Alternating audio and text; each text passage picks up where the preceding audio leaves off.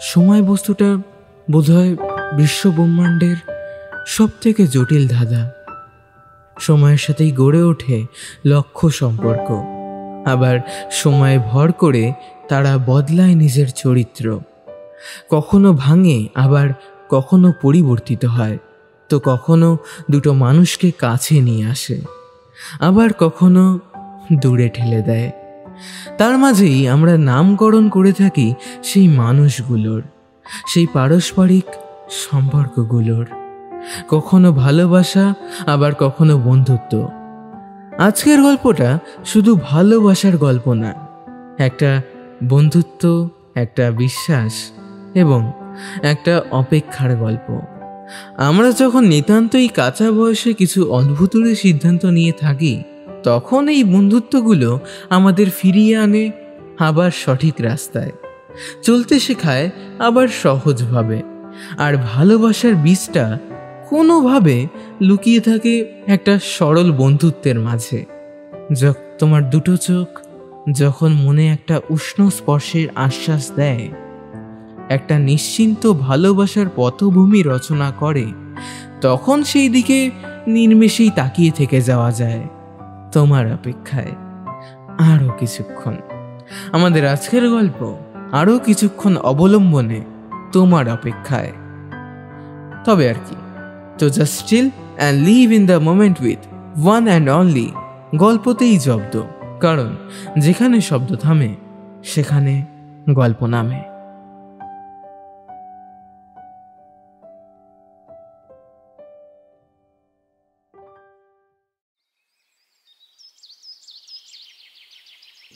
পড়ন্ত বিকেল, আকাশের পশ্চিম কোণটা যেন রাঙিয়ে দিয়ে গেছে কেউ, একটা হলদেটে কমলা আভা চারিদিকে। গোধূলি লগ্নের অস্তমিত সূর্যের মরা আলো মাখা প্রকৃতির একটা আলাদা অনুভূতি, একটা আলাদা শিরশিরানি আছে, থেকে থেকে যেন সেটা গায়ে কাঁটা দেয়। গোলাপ চারাগুলোর পাশে রেলিংয়ে হেলান দিয়ে বসে আছে অন্বেষা। আজকাল প্রায়ই ছাদে এসে বসে থাকতে ওর বেশ লাগে। খুব শান্তি এই জায়গাটাতে। কানে হেডফোন গুঁজে বসে বসে আচার খাচ্ছে ও। হঠাৎ সিঁড়িতে পায়ের শব্দ, কে যেন নিচ থেকে উপরে উঠে আসছে। অন্বেষার মা উঠে এসেছে।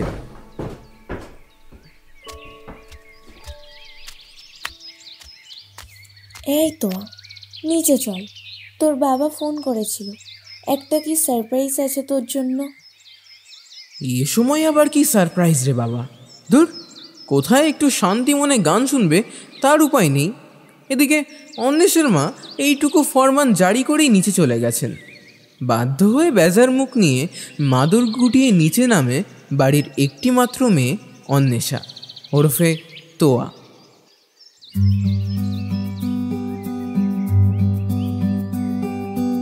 নিচে যাওয়ার কিছুক্ষণের মধ্যে অন্বেষার বাবা বাড়িতে ঢোকেন।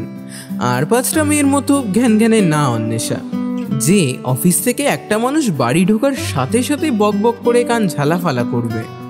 একটু শান্ত সংযত সে। অন্যদিকে অন্বেষার বাবা একেবারেই উল্টো মেরুর মানুষ। বাড়িতে আসা মাত্র একেবারে হই হই রই রই জুড়ে দিয়েছেন। ব্যাপারখানা হলো এই যে, অফিসে থাকাকালীন সায়নীর বাবা ফোন করেছিল। সামনের মাসে একসাথে ঘুরতে যাওয়ার কথা বলেছেন তিনি। তা নিয়ে অন্বেষার বাবা অত্যন্ত উৎসাহিত। আসলে মেয়ের মাধ্যমিক পরীক্ষার জন্য অনেক দিন ধরে কোথাও বেড়াতে যাওয়া হয় না। কয়েক সপ্তাহ হলো মাধ্যমিক পরীক্ষা শেষ হয়েছে, তাই এখন সময়টা ঘুরতে যাওয়ার জন্য যাকে বলে একেবারে আইডল। পাশে দাঁড়িয়ে এতক্ষণ সব শুনছিল অন্বেষা। এখন সে বলল, কোথায় যাওয়া হবে বাবা, আর কারা কারা যাচ্ছে আমাদের সাথে? আরে সায়নীর বাবা তো বলল যে এই সময়টা শিলং ঘোরার পক্ষে বেস্ট। আর যাচ্ছি হচ্ছে এই ধর আমরা, সায়নীরা আর আরও 2টো ফ্যামিলি। এরপর কিছুক্ষণ ডাইনিংয়ে বসে কথাবার্তার পর নিজের ঘরের দিকে পা বাড়ায় অন্বেষা।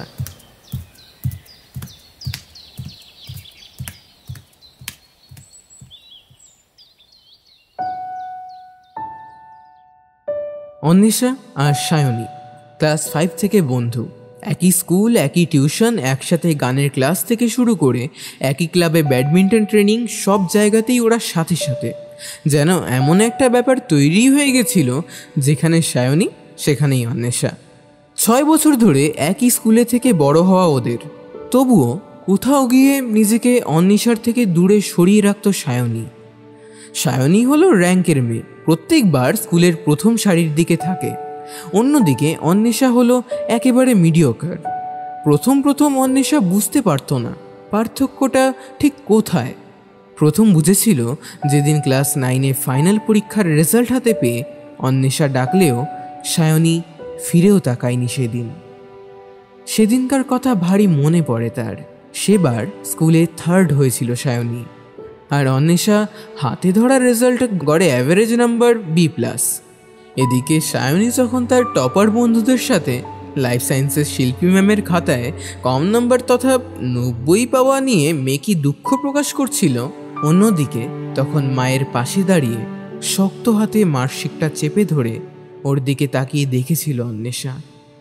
কি ভারী অদ্ভুত মেয়েটা, 90 পেয়েও কেউ এতটা।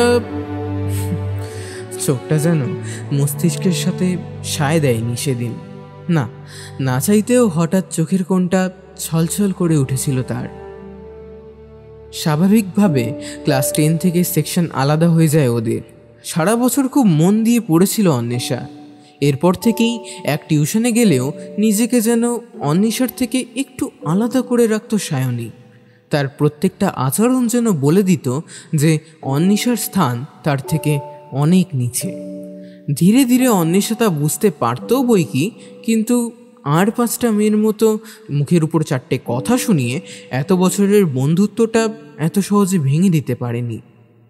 মাধ্যমিকের পর সায়েন্স নেবে সায়নী, অন্বেষা নেবে আর্টস। সাধেই তাদের মধ্যে যোগাযোগ হবে খুব সামান্যই। তাই সায়নীর পরোক্ষ অপমানগুলো চোখের পলকেই না দেখার ভান করে গেছে অন্বেষা।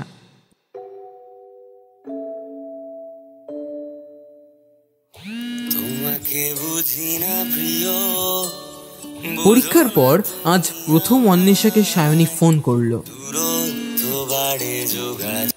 কিরে, খবরটা শুনলি? একসাথে ঘুরতে যাচ্ছি। সায়নীর গলায় রীতিমতো উৎসাহ, কিন্তু অন্বেষার সাথে ঘুরতে যাওয়া নিয়ে ও এতটা এক্সাইটেড কেন সেটা বুঝতে একটু সময় লাগছে আর কি। হালকা গলায় অন্বেষা তাই বলে, শুনলাম। তা আগে বল, কেমন আছিস? আরে ছাড় তো, তোর সব কেমন আছিস কেমন আছিস, কেমন আবার থাকবো, আছি ভালোই। তুই আগে আমার কথা শোন, আমাদের সাথে আরো 2টো ফ্যামিলি যাচ্ছে, জানিস তো কারা কারা? কয়েক সেকেন্ড থেমে অন্বেষা বলে, না রে, জানি না। কে কে যাচ্ছে? আরে দীপ আর অনির্বাণের ফ্যামিলিও যাচ্ছে। বিশ্বাস হচ্ছে না তাই তো? কিছুক্ষণের জন্য থেমে যায় অন্বেষা। এসবের মানেটা কি? অনির্বাণ আর দীপের ফ্যামিলিও যাবে? কিন্তু কেন? মানে আমাদের সাথেই কেন? হঠাৎ করে এই খবরের ঝটকায় টালমাটাল হয়ে গিয়েও নিজেকে মুহূর্তে সামলে নিয়ে আরও 2-4টে কথা বলে কোনো রকমে বাড়তি কথা এড়িয়ে ফোনটা কেটে দেয় ও। তার হাতে ধরা ড্যান ব্রাউনের অ্যাঞ্জেল অ্যান্ড ডেমন্স পৃষ্ঠার মাঝখানে বুকমার্কটা চেপে রেখে তা নিয়ে জানলার ধারে বসে নিকষ গাঢ় কালো রাতের আকাশের দিকে তাকিয়ে ভাবতে থাকে 2 বছর আগের এক কোণে ফেলে রেখে আসা স্মৃতিগুলোর কথা। সায়নীর পিসেমশাইয়ের ছোটবেলার বন্ধু হলো দীপের বাবা। ছোটবেলা থেকেই তারা প্রায় একসাথে বড় হয়েছে। অন্যদিকে সায়নীর বাবার কলিগ হলো অনির্বাণের বাবা, তাই ক্লাস 3 থেকে অনির্বাণ ও সায়নীর বন্ধু। তবে শুধু বন্ধু নয়, ওদের ব্যাচের সকলেই জানে সায়নী আর অনির্বাণের প্রেমের গল্প। বলা যেতে পারে ব্যাচের একেবারে পপুলার কাপল। সায়নীর ফ্যামিলি আর দীপের ফ্যামিলি একসাথে ঘুরতে প্রায়ই যায়। শেষ গেছিল 2 বছর আগে, গোয়া। অন্বেষার আজ খুব মনে পড়ে যাচ্ছে সেদিনকার কথাগুলো। ব্যাডমিন্টন ট্রেনিংয়ে পৌঁছে জানিয়েছিল সায়নী, জানিস আমরা আর দীপরা একসাথে ঘুরতে যাচ্ছি। বাহ, তাহলে তো বেশ মজাই হবে। মজা না ছাই, দীপের সাথে যাচ্ছি যে অমনি খবর পেয়ে অনির্বাণ খেপে গেছে। আর পারি না বাপু, আমার সাথে প্রতীক স্যারের ব্যাচে একটা কথা পর্যন্ত বলল না। অনির্বাণকে চুপ করে বসে থাকতে, কারোর সাথে হাসি মজা না করতে দেখেছে। 3-4 দিন পর না থাকতে পেরে অন্বেষাকে ডেকে জিজ্ঞাসা করেছিল অনির্বাণ, অন্বেষা, সায়নী কবে আসবে কিছু জানিস? সেই ছিল অনির্বাণ আর অন্বেষার প্রথম কথা।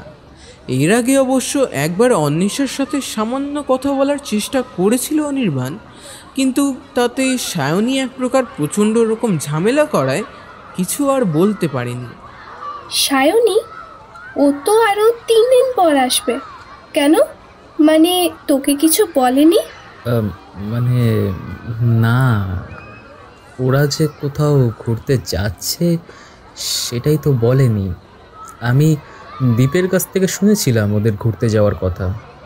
আর বেশি কথা না বাড়িয়ে হাঁটতে শুরু করে অন্বেষা। পেছন থেকে একটা খসখসে গলা ভেসে আসে। আর শোন না, ওকে যে আমি জিজ্ঞাসা করেছি সেটা প্লিজ ওকে জানাস না, না হলে। জানি, আমায় বলতে হবে না।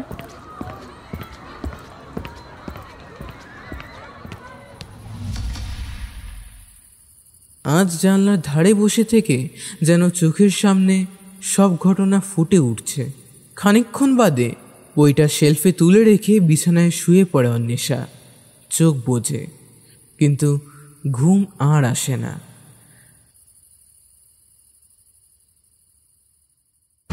কিছুদিন পর মা এসে জানালো যে টিকিট কাটা নাকি হয়ে গেছে। মোট 6 দিনের ট্রিপ। কলকাতা থেকে ফ্লাইটে গুয়াহাটি, সেখান থেকে গাড়ি করে শিলং। অন্বেষার আসলে তার এই ট্যুরে যাওয়ার খুব একটা কি এক ফোঁটা ইচ্ছেও নেই। কি দরকার এত দূরে ওদের সাথে যাওয়ার? অকারণে আবার কতগুলো ভুল বোঝাবুঝি হবে। কিন্তু এখন কি আর করা যাবে, টিকিট তো কাটা হয়েই গেছে। যথারীতি সময়ের কাটা এগিয়ে চলে এবং যাওয়ার দিন এসে পড়ে। যদিও 2-3 দিন আগে থেকেই গোছগাছ শুরু হয়ে গেছিল বটে। কোথাও ঘুরতে যাওয়ার হলে তো আবার আগের কয়েকটা দিন বেশ উৎসাহী কাটে। যদিও উৎসাহের ফাঁকে উকি দেয় কোনো এক অজানা আশঙ্কা। কিসের তা নিজেও জানে না অন্বেষা।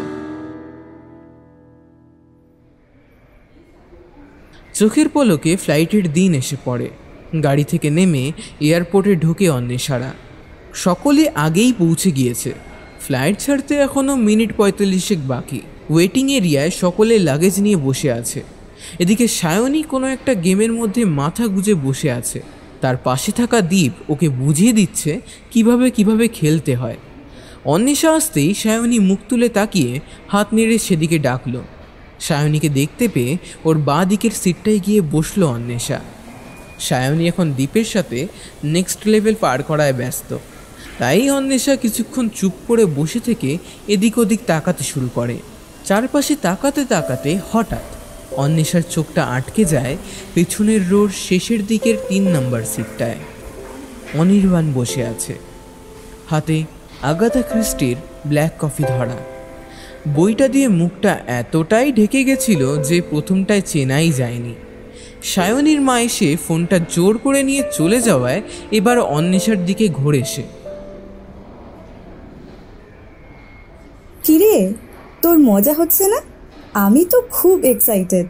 কাল রাত্রে ঘুমাতেই পারিনি। আচ্ছা, এই অনির্বাণটা কোথায় গেল রে? ওই তো। এই অনির্বাণ, ওখানে কি করছিস?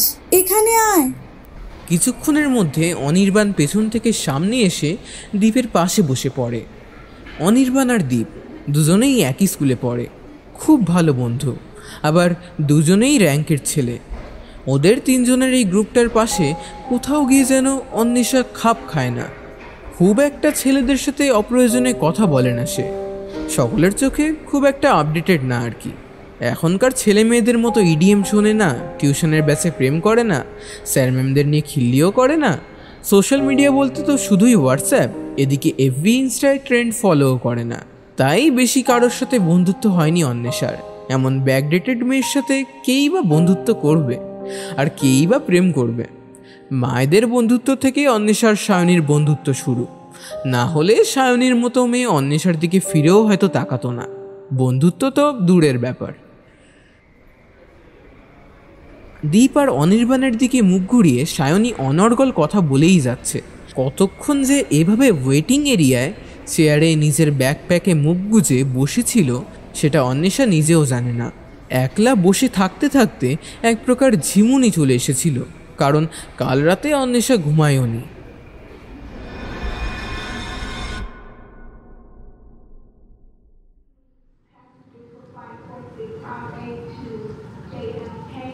সায়নীর ধাক্কায় ঘুমের আলতো আবেশখানা কেটে যায়। চোখ খুলতেই অন্বেষা দেখে সায়নী তার মুখের উপর ঝুঁকে দাঁড়িয়ে আছে। আরে কি রে, তুই ঘুমিয়ে পড়লি নাকি? ওহ গড, তোকে নিয়ে আর পারি না মারি। এদিকে কোথায় আমরা প্রথমবার ফ্লাইটে উঠবো তার এক্সাইটমেন্টে থাকতে পারছি না, আর এদিকে তুই কিনা ওয়েটিং রুমে বসে সারের মতো ভোস ভোস করে ঘুমোচ্ছিস। চল তাড়াতাড়ি।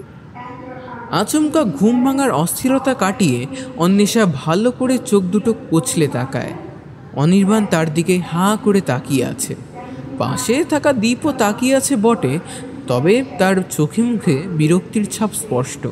চশমাটা নাকের ডগা থেকে চোখের কাছাকাছি এনে ও সায়নীকে বলে, হ্যাঁ রে, ঠিকই বলেছিস। প্রথমবার ফ্লাইটে উঠছি, এক্সাইটমেন্ট তো হওয়ারই কথা। তবে কি বলতো, ওয়েটিংয়ে বসে থেকে অকারণে এক্সাইটেড হলে ফ্লাইটে উঠে আসি আলাদা উত্তেজনাটা থাকবে না। তাই বলতে পারিস আমি আমার এক্সাইটমেন্টটা প্রিজার্ভ করছি, ওই হিট অফ দ্য মোমেন্টের জন্য। কথাটা শেষ করে একটা অমায়িক হাসিতে চারপাশটা ভরিয়ে দেয় অন্বেষা। সায়নী আর কিছু বলে না, শুধু ওখান থেকে গজগজ করতে করতে বেরিয়ে যায়। আশেপাশে কোনো একজনের হৃৎস্পন্দন হঠাৎই বেড়ে যায়, কিন্তু কিছু টের পাওয়া যায় না।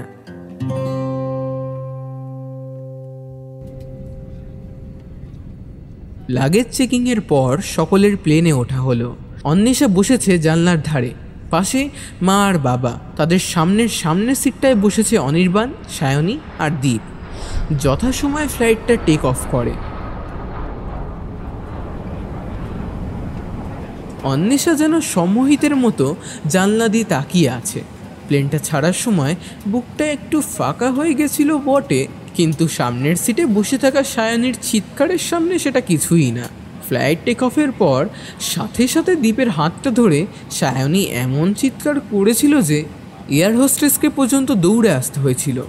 স্বাভাবিকভাবেই সায়নীর মা এসে ওকে বকে ঝুঁকে চুপ করায়। এরপর থেকে অনেকক্ষণ পরিবেশ শান্তই ছিল। মিনিট 10 পর একজন এয়ার হোস্টেস একটা বড় সড়ো ট্রলি নিয়ে এগিয়ে আসে, তাতে ভর্তি চকলেটস আর বিস্কুট। সায়নী চকলেট খেতে বড্ড বেশি ভালোবাসে, তাই ওর বাবা এক বাক্স চকলেট কিনলেন। যদিও কোনো মানেই হয় না বাইরে থেকে দ্বিগুণ দাম দিয়ে ফ্লাইটের ভেতরের জিনিসগুলো কেনার, তবুও মেয়ের শখ বলে কথা। বলা বাহুল্য, অন্বেষাকে চকলেট দেওয়ার কথা মাথাতেও আনেনি সায়নী। অনির্বাণ সায়নীকে বলে, বলছি যে তুই সবাইকে চকলেট দিলি না? চকলেট কই, দিলাম তো। অন্বেষার কথা বলছিস? তা স্পষ্ট করে বললেই তো পারিস, নাকি এত হেয়ালি করিস কেন? ও চাইলেই দেব, ও তো আমার কাছে চাইনি, তাই আমিও। আচ্ছা আচ্ছা থাক, হয়েছে। বাপ রে, একটা সামান্য চকলেট নিয়ে এতটা বাড়াবাড়ি না করলেও পারিস। তোর প্রবলেমটা কি আমি মাঝে মাঝে বুঝতে পারি না। বলেই দীপের কাছ থেকে একটা হেডফোন নিয়ে নিজের এক কানে লাগায় সায়নী।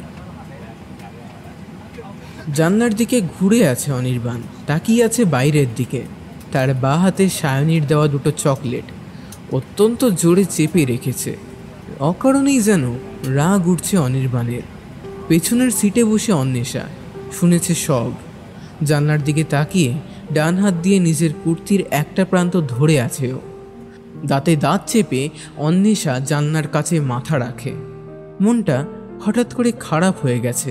অন্যদিকে অনির্বাণের হাতের চাপে ভেঙে গুঁড়ো গুঁড়ো হয়ে যায় সায়নীর দেওয়া চকলেটগুলো। কেন জানি ওগুলো আর মুখে তুলতে ইচ্ছে করলো না ওর।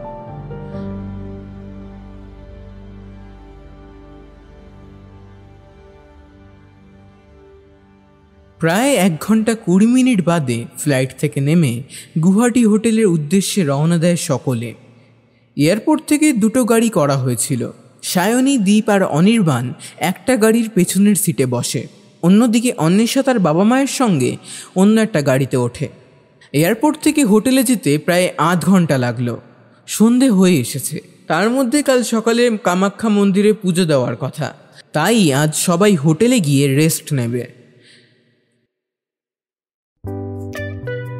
হোটেল গ্রিন ভ্যালি, তার দোতলায় 4টে রুম বুক করা হয়েছে। হোটেলের ডিজাইনটা বেশ অন্যরকম।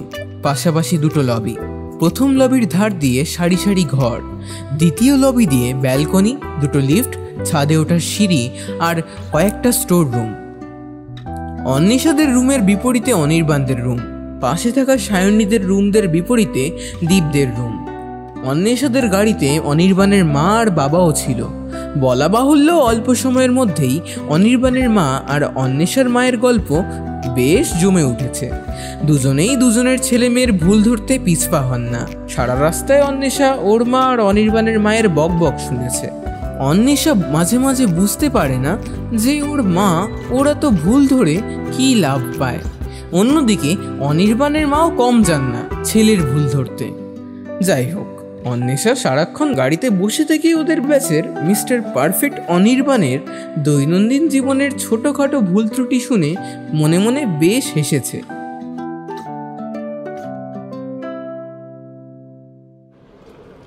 হোটেলে পৌঁছাতেই যে যার ঘরে ঢুকেছে। সকলেই ক্লান্ত, কাল সকালে আবার বেরোতে হবে। রাত্রে খাওয়া দাওয়া সেরে সকলে মিলে রিসেপশনে বসে গল্প গুজব করছে। অন্বেষা কিছুক্ষণ একলা বসে থেকে উঠে যায়। বাবার কানে কানে কি যেন বলে। অন্বেষার বাবা মাথা নাড়িয়ে সম্মতিও দেয়। রিসেপশন থেকে সিঁড়ির দিকে পা বাড়ায় অন্বেষা। পেছন থেকে অন্বেষার মা বলে, বেশি দেরি করিস না কিন্তু তোয়া, তাড়াতাড়ি ঘুমোতে হবে। মা, বেশিক্ষণ থাকবো না, এই যাবো আর আসবো। সায়নী আর দীপ কোনো এক ইউটিউবারকে নিয়ে কথা বলে যাচ্ছে। মাঝে মাঝে টুকটাক কথা বলছে অনির্বাণ। এমন সময় অনির্বাণের বাবা বলেন, এই বাবাই, উপর থেকে মায়ের ফ্লাস্কটা নিয়ে আয় তো, গরম জলটা নিতে হবে। যেমন বলা অমনি কাজ। যদিও অনির্বাণ ওখান থেকে ওঠার বাহানাই খুঁজছিল, কেমন যেন একটা চাপা কৌতূহল কাজ করছে তখন থেকে। দোতলা থেকে ফ্ল্যাক্স নিয়ে নিচের রিসেপশনে আসেও। ইতিমধ্যে রীতিমতো চিন্তা শুরু হয়ে গেছে। দোতলার রুমগুলো দেখে এসেছে, সবগুলোই লক। তাহলে গেল কোথায় মেয়েটা? বাবার হাতে ফ্ল্যাক্সটা দিয়ে অন্বেষার মায়ের কাছে যায় অনির্বাণ। কাকিমা, বলছি যে অন্বেষা কোথায়? মানে আমি দোতলার রুমগুলো চেক করলাম, সবই লক। অচেনা জায়গা গেল কোথায়? দেখ গিয়ে, নিশ্চয় লবির বারান্দায় দাঁড়িয়ে আছে। ওর ছোট থেকে এরকম অভ্যেস, বুঝলি? ঘুমানোর আগে একটু ছাদে হাঁটাহাঁটি করে। এখানে বারান্দায় আছে হয়তো। এবার একটু ইতস্তত হয় অনির্বাণ। সায়নী ওর দিকে আর চোখে তাকিয়ে আছে। ও, তাহলে হবে হয়তো। আমি না দেখতে পেয়ে জিজ্ঞাসা করলাম আর কি। বলে অন্বেষার মা আবার গল্পে যোগ দেয়। অনির্বাণ এসে সায়নীর পাশে বসে, আর বসতেই সায়নী বলে, আজকাল সবার খুব চিন্তা না তোর? হেলান ছেড়ে উঠে পড়েছে অনির্বাণ। ওর দিকে রাগি রাগি চোখে তাকিয়ে আছে সায়নী। অন্যদিকে পাশে বসে মুচকি মুচকি হাসছে দীপ। কোনো কথা না বলে উঠে দাঁড়ায় অনির্বাণ। মা, আমি রুমে যাচ্ছি, মাথাটা ব্যথা করছে। বলে সিঁড়ির দিকে পা বাড়ায় সে। মাথা ব্যথা মাই ফুট। আমিও দেখছি তুই কতক্ষণ আমাকে ইগনোর করিস। আরে তুই এসব ছাড় তো, মাথা ব্যথা করছে তো বেচারার। হ্যাঁ তুই শোন, এসব কথা বাদ দে। এই গেমটা খেলেছিস? আরে এইটা ভালো রেটিং রয়েছে কিন্তু, এডিটার চয়েস যাকে বলে।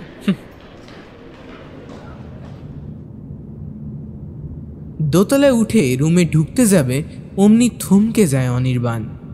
দরজাগুলো যথারীতি লক।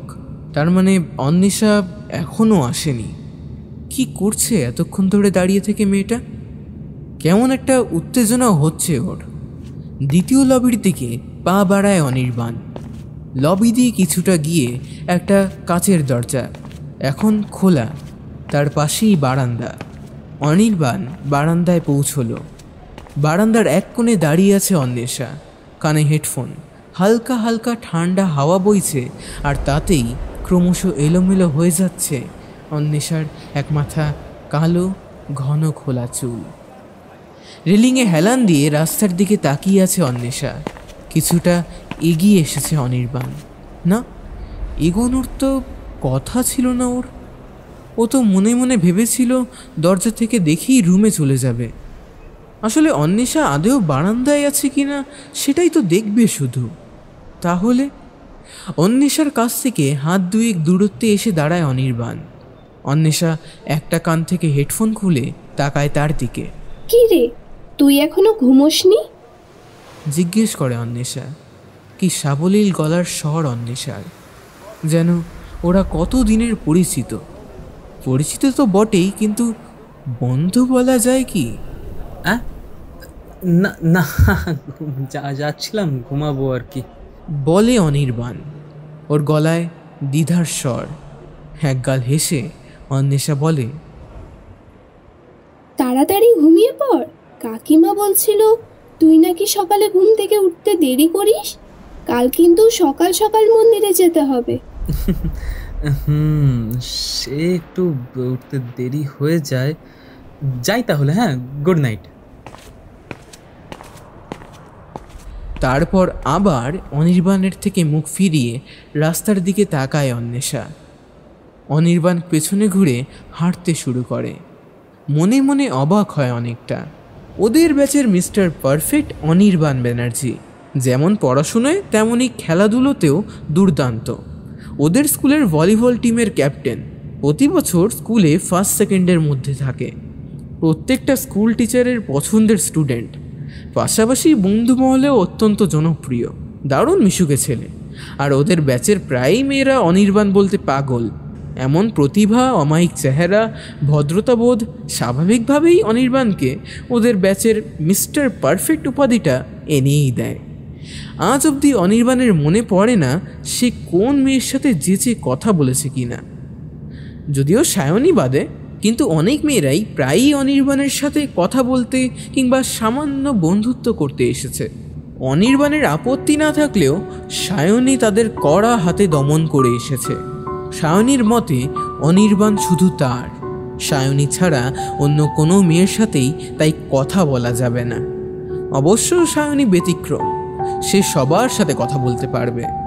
এককালে সায়নীর এই ওভার প্রোটেক্টিভ ভাবটা বেশ ভালো লাগতো অনির্বাণের। কিন্তু যখন ছোট ছোট বিষয়ে ভুল ধারা, ঝগড়া ও অকারণে বাড়াবাড়ি শুরু করা, তখন যেন এই ওভার প্রোটেক্টিভনেসটাই বেশ অসহ্য হয়ে উঠেছে অনির্বাণের কাছে। আর এখন তো সায়নী আশেপাশে থাকলে কেমন একটা দম বন্ধ লাগে। আচার আচরণের সাথে অনির্বাণের চিন্তা শক্তিকেও নিজের হাতে নিয়ন্ত্রণ করতে চায় সায়নী। হোটেল রুমে ঢুকে বিছানায় শুয়ে পড়ে অনির্বাণ। মাথাটা এবার সত্যি হালকা হালকা ব্যথা করছে। ব্যাগ থেকে ভিক্স বার করে মাথার দুপাশে লাগিয়ে সিলিংয়ের দিকে তাকিয়ে আছে। অন্বেষাকে যতই কাছ থেকে দেখছে ততই যেন আরও অবাক হচ্ছে। এত মেয়েদের অ্যাটেনশন পেয়ে অভ্যাস ওর। অন্বেষার জায়গায় অন্য মেয়ে থাকলে এতক্ষণে অনির্বাণের সাথে নিশ্চয়ই আরও কথা বলতো। কিন্তু টিউশন ব্যাচে সামান্য অ্যাটেনশন পাওয়ার এই ব্যাপারটাই কি ওর মধ্যে একটা গড কমপ্লেক্স তৈরি করেছে? অথচ অনির্বাণ আজ প্রথম সায়নী বাদে অন্য মেয়ের সাথে পড়াশুনো ছাড়া যে কথা বলল, তাও কতটা সঙ্গত, কতটা শান্ত অন্বেষা। আদেও অন্বেষার আসল পরিচয়টা কি? টিউশনে চুপ করে বসে থাকা সাধারণ মিডিওকার মেয়ে, নাকি অন্য কিছু, এমন কিছু যা কখনো কেউ খুঁজে দেখার চেষ্টা পর্যন্ত করেনি? ঘড়িতে তখন সকাল 6:30। অনির্বাণ রুম থেকে ফ্লাক্স নিয়ে বেরোয়। রিসেপশনের একটা ওয়েটারকে ফ্লাক্সটা দিয়ে গরম জল দিতে বলে। ওয়েটারটা এসে ফ্লাক্স নিয়ে চলে গেল। একটা সোফায় এসে বসে সে। এখনও ঘুমের রেশ কাটেনি। চোখ দুটো জ্বলছে। কয়েকটা পায়ের শব্দ। হোটেলের দরজা দিয়ে কারা যেন ঢুকছে। এত সকালে কি এলো রে বাবা? তাকায় অনির্বাণ। অন্বেষা আর ওর বাবা এসে দাঁড়িয়েছে। স্বভাবতই অবাক হয় সে। অন্বেষা ট্রাকস্যুট আর স্পোর্টস শু পরে আছে। অনির্বাণকে দেখে একগাল হেসে বলল, গুড মর্নিং। আরে গুড মর্নিং। অন্বেষা এসে সোফার পাশে বসে। হাঁপাচ্ছে সে। কি রে, তুই এখানে যে? এই তো মায়ের জন্য গরম জল নিতে এলাম। তুই আর কাকু কোথায় গিয়েছিলি এত সকালে? এতক্ষণ মাথা নিচু করে রেখেছিল অন্বেষা। অনির্বাণের প্রশ্ন উঠে আসে। অন্বেষা উঠে বসায়। অনির্বাণ লক্ষ্য করে ওর মুখটা লাল হয়ে উঠেছে। আরে এতদিন পর ঘুরতে এলাম বলে কথা, তাই আশপাশটা একটু দেখতে গিয়েছিলাম। এখানে কিছুটা গিয়ে একটা পার্ক আছে, বেশ সুন্দর। আসার সময় রাস্তা ফাঁকা থাকায় আমি আর বাবা একটু রেস্ট করছিলাম আর কি। এতক্ষণে ওয়েটার ফ্ল্যাক্স দিয়ে গেছে। অনির্বাণ ফ্ল্যাক্সটা হাতে তুলে বলে, ও আচ্ছা আচ্ছা আচ্ছা, আমি না ঘরে যাই। হ্যাঁ, জলটা নাহলে ঠান্ডা হয়ে যাবে।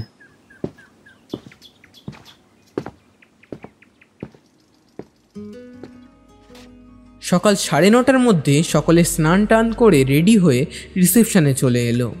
কামাখ্যা মন্দিরে পুজো দিয়ে বেরোতে বেরোতে প্রায় দুপুর হয়ে গেছে। এতক্ষণে খালি পেটে সকলেরই অবস্থা কাহিল। সায়নী মন্দির থেকে বেরিয়ে রীতিমতো চিৎকার শুরু করে দিয়েছে। অন্বেষা কাছে গিয়ে পকেট থেকে একটা স্নিকার্স বার করে দিল। ইচ্ছে না থাকলেও সেটা নিয়ে নেয় সায়নী। হোটেলে পৌঁছে খাওয়া দাওয়া করে যে যার রুমে চলে যায়। বিকেলবেলায় ব্রহ্মপুত্র নদ দেখতে যাওয়া হয় সকলে মিলে। সেখান থেকে টুকটাক সাইট সিন দেখে হোটেলে ফেরা। আজ সারাদিন প্রচুর ছবি তোলা হয়েছে। অন্বেষা ছবি তুলতে বড্ড ভালোবাসে। ওর ডিএসএলআরটাও নিয়ে এসেছে ট্যুরে। হোটেলে ফিরে নিজের রুমে বসে সায়নীর সাথে ছবিগুলো দেখছে সে। কিছুক্ষণ পরে সায়নী উঠে নিজের রুমে চলে যায়। অন্বেষা ক্যামেরা বন্ধ করে বারান্দার দিকে পা বাড়ায়। আজ বেশিক্ষণ বারান্দায় দাঁড়ায়নি সে। মিনিট 10 পরে রুমে ঢুকতে যাবে, অমনি অনির্বাণের সাথে দেখা। অনির্বাণ রিসেপশন থেকে গরম জল নিয়ে রুমে ঢুকছে। আসলে অনির্বাণের মায়ের শ্বাসকষ্টের ধাত, তাই সকাল রাত্রি গরম জল খেতে হয়। একটু হেসে অন্বেষা রুমে ঢুকবে, অমনি থমকে যায়। সায়নীর রুমের দরজা খোলা। সেখান থেকে হাসাহাসির শব্দ আসছে। কথাগুলো লবি পর্যন্ত শোনা যাচ্ছে। আচ্ছা যাই হোক, এই অনির্বাণটা তো চুপচাপ আছে কেন রে? কী ব্যাপার, তোকে ইগনোর করছে নাকি? ওর সাহস আছে যে আমাকে ইগনোর করবে? সেও বটে, কিন্তু যাই বল, তোর ওই অন্বেষা বান্ধবীটা কেমন যেন, বড় উইয়ার্ড। আরে হ্যাঁ রে, জানি, একটা ফোটাও মজা করতে পারে না। দেখে মনে হয় যেন কত সিরিয়াস, কত বিজ্ঞ জ্ঞানী। ওইদিকে পড়াশোনায় তো লবডঙ্কা। বাবা যে কেন ওদের ট্যুরে নিয়ে এলো কে জানে। আমি আগে জানলে নিষেধই করতাম। যাই হোক, এখন আর কি বা করা যাবে। তা ও কি কোনো রিলেশনশিপে আছে নাকি? না না, পাগল নাকি? ওকে আবার কে পাত্তা দেবে? ও তো কোনো ছেলের সাথে কথাই বলে না। আর আমারও না ওর সাথে এত মিষ্টি মিষ্টি করে কথা বলতে জাস্ট গাটা জ্বলে যায়। যত সব আদিক্ষেতা। নেহাত মা বাবার সামনে কিছু বলতে পারি না। না হলে ওই ব্যাকডেটেড ব্যাক বেঞ্চার কি আমাদের পাশে বসারও যোগ্যতা রাখে? যা বলেছিস। লবিতে নিজের রুমের দরজার হাতল শক্ত করে ধরে থাকা অন্বেষা এবার অনির্বাণের দিকে তাকায়। অন্বেষার মুখে কোনো প্রকার ভঙ্গিমা নেই যেন। খানিকটা অপ্রস্তুত হয়ে পড়ে অনির্বাণ। এরপর অন্বেষা মাথা নিচু করে রুমে ঢুকে যায়। সেদিন রাতে ঠিক করে ঘুমও হয়নি অনির্বাণের। সারা রাত খালি অন্বেষার শূন্য চাহনিটার কথা মনে পড়ে যাচ্ছিল অজান্তেই। পরের দিন সকালে সাইট সিন দেখতে যাওয়া হলো। সেখান থেকে দুপুরে হোটেলে ফেরা। সারাদিন ধরে অন্বেষাকে লক্ষ্য করেছে অনির্বাণ। কই কোথাও কিছু আলাদা নেই তো।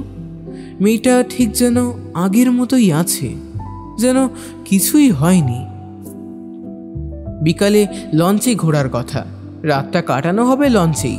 তার জন্য হোটেল থেকে বের হচ্ছে সকলে। হোটেল থেকে লঞ্চের ঘাটে যেতে 8 ঘন্টা 45 মিনিট মতন সময় লাগবে। তাই এবারও 2টো গাড়ি করা হয়েছে। যথারীতি প্রথম গাড়ির পেছনে সায়নী আর দীপ উঠে বসেছে। হোটেলের দরজা থেকে বেরোতেই সায়নী হাত নেড়ে ডাকে। প্রথম গাড়িটার পেছনের দিকে এগিয়ে যায় অনির্বাণ। বল, কিছু বলবি? কিছু বলবি মানেটা কি? সায়নীর ঝাঁঝালো গলা শোনা যায়। আজ তোদের সাথে যেতে পারবো না, মায়ের সাথে যাব। বলে আর কোনো উত্তরের অপেক্ষা করেনি অনির্বাণ। সায়নীও আর কোনো কথা বলতে পারেনি।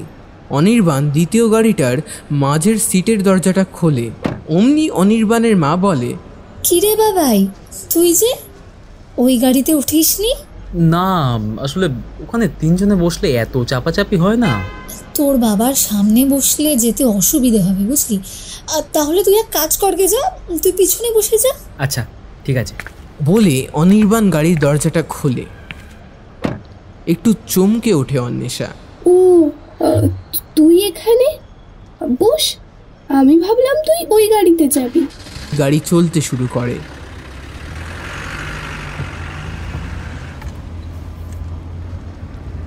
অন্বেষা পাশের জানলা দিয়ে বাইরে তাকিয়ে আছে। চারিদিকটা কতটা সবুজ।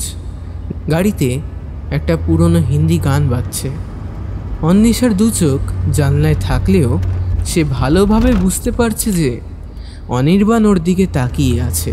অস্বস্তি কাটিয়ে অনির্বাণ বলল, তুই ঠিক আছিস? ও মা, কেন থাকবো না শুনি? না মানে কাল রাতে যা ঘটলো ব্যাপারটা, তারপর আমারই নিজেরই কেমন বাজে লাগছিল, তাই জিজ্ঞাসা করলাম। আচ্ছা অনির্বাণ, তোর কি মনে হয় সায়নী আর দীপের কথায় আমার কিছু যায় আসে? I am not that easy my friend. হ্যাঁ, তবে মানুষের মন বলে কথা, দুঃখ হওয়াটা তো স্বাভাবিক। এতকাল দুঃখ হতো, তখন প্রচুর সময় নষ্ট করেছি রে এগুলো নিয়ে। তবে এখন আর করি না, এই আর কি। কথাটা শেষ করে হেসে দেয় অন্বেষা। জানলা দিয়ে তাকিয়ে থাকতে থাকতে চোখটা বন্ধ হয়ে আসে অন্বেষার। অনির্বাণ ব্যাগ থেকে একখানা বই বার করে পড়ছে। আর কিছুক্ষণ পর গাড়ি এসে থামে লঞ্চ ঘাটে।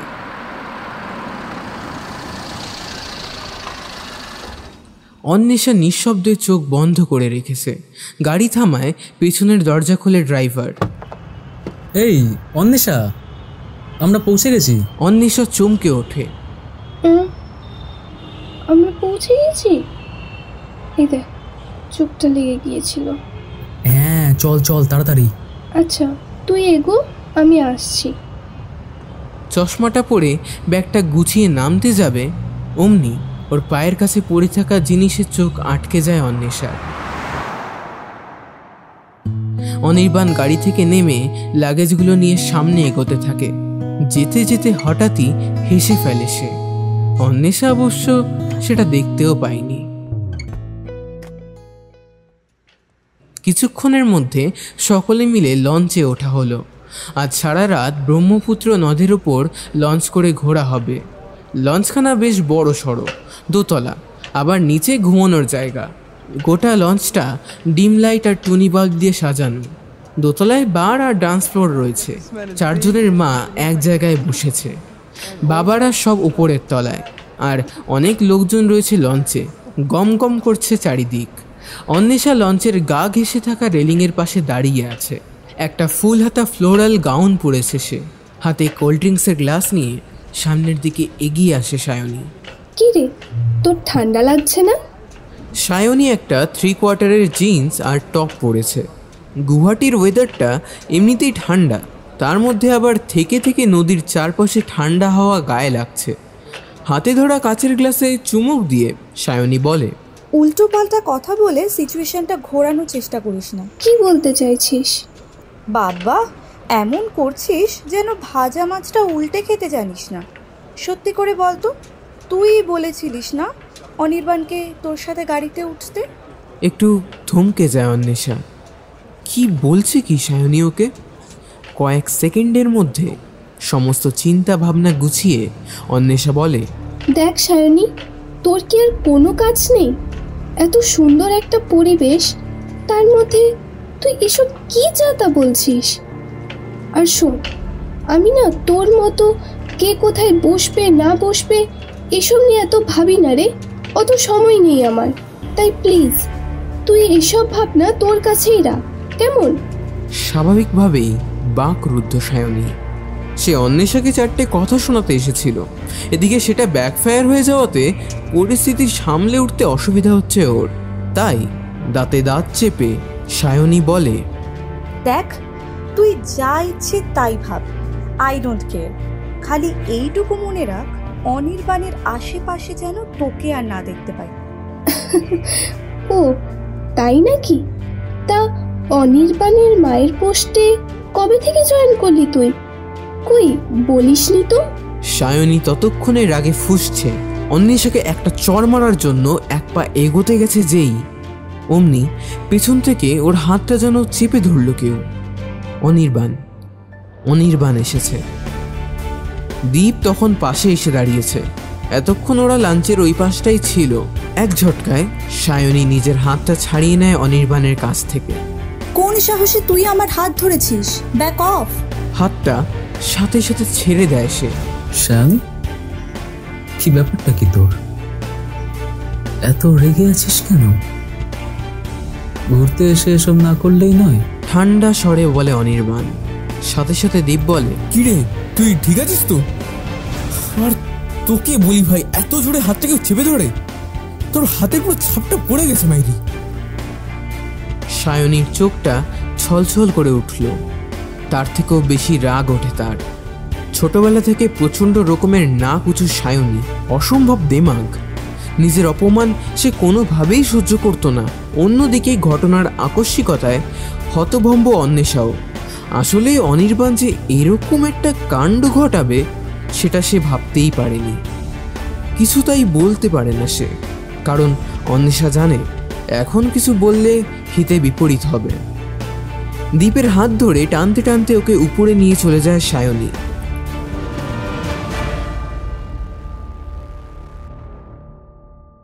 অনির্বাণ লঞ্চের রেলিং ধরে নদীর দিকে মুখ করে দাঁড়িয়ে থাকে। অন্বেষা এবার গিয়ে তার মায়ের পাশে বসে।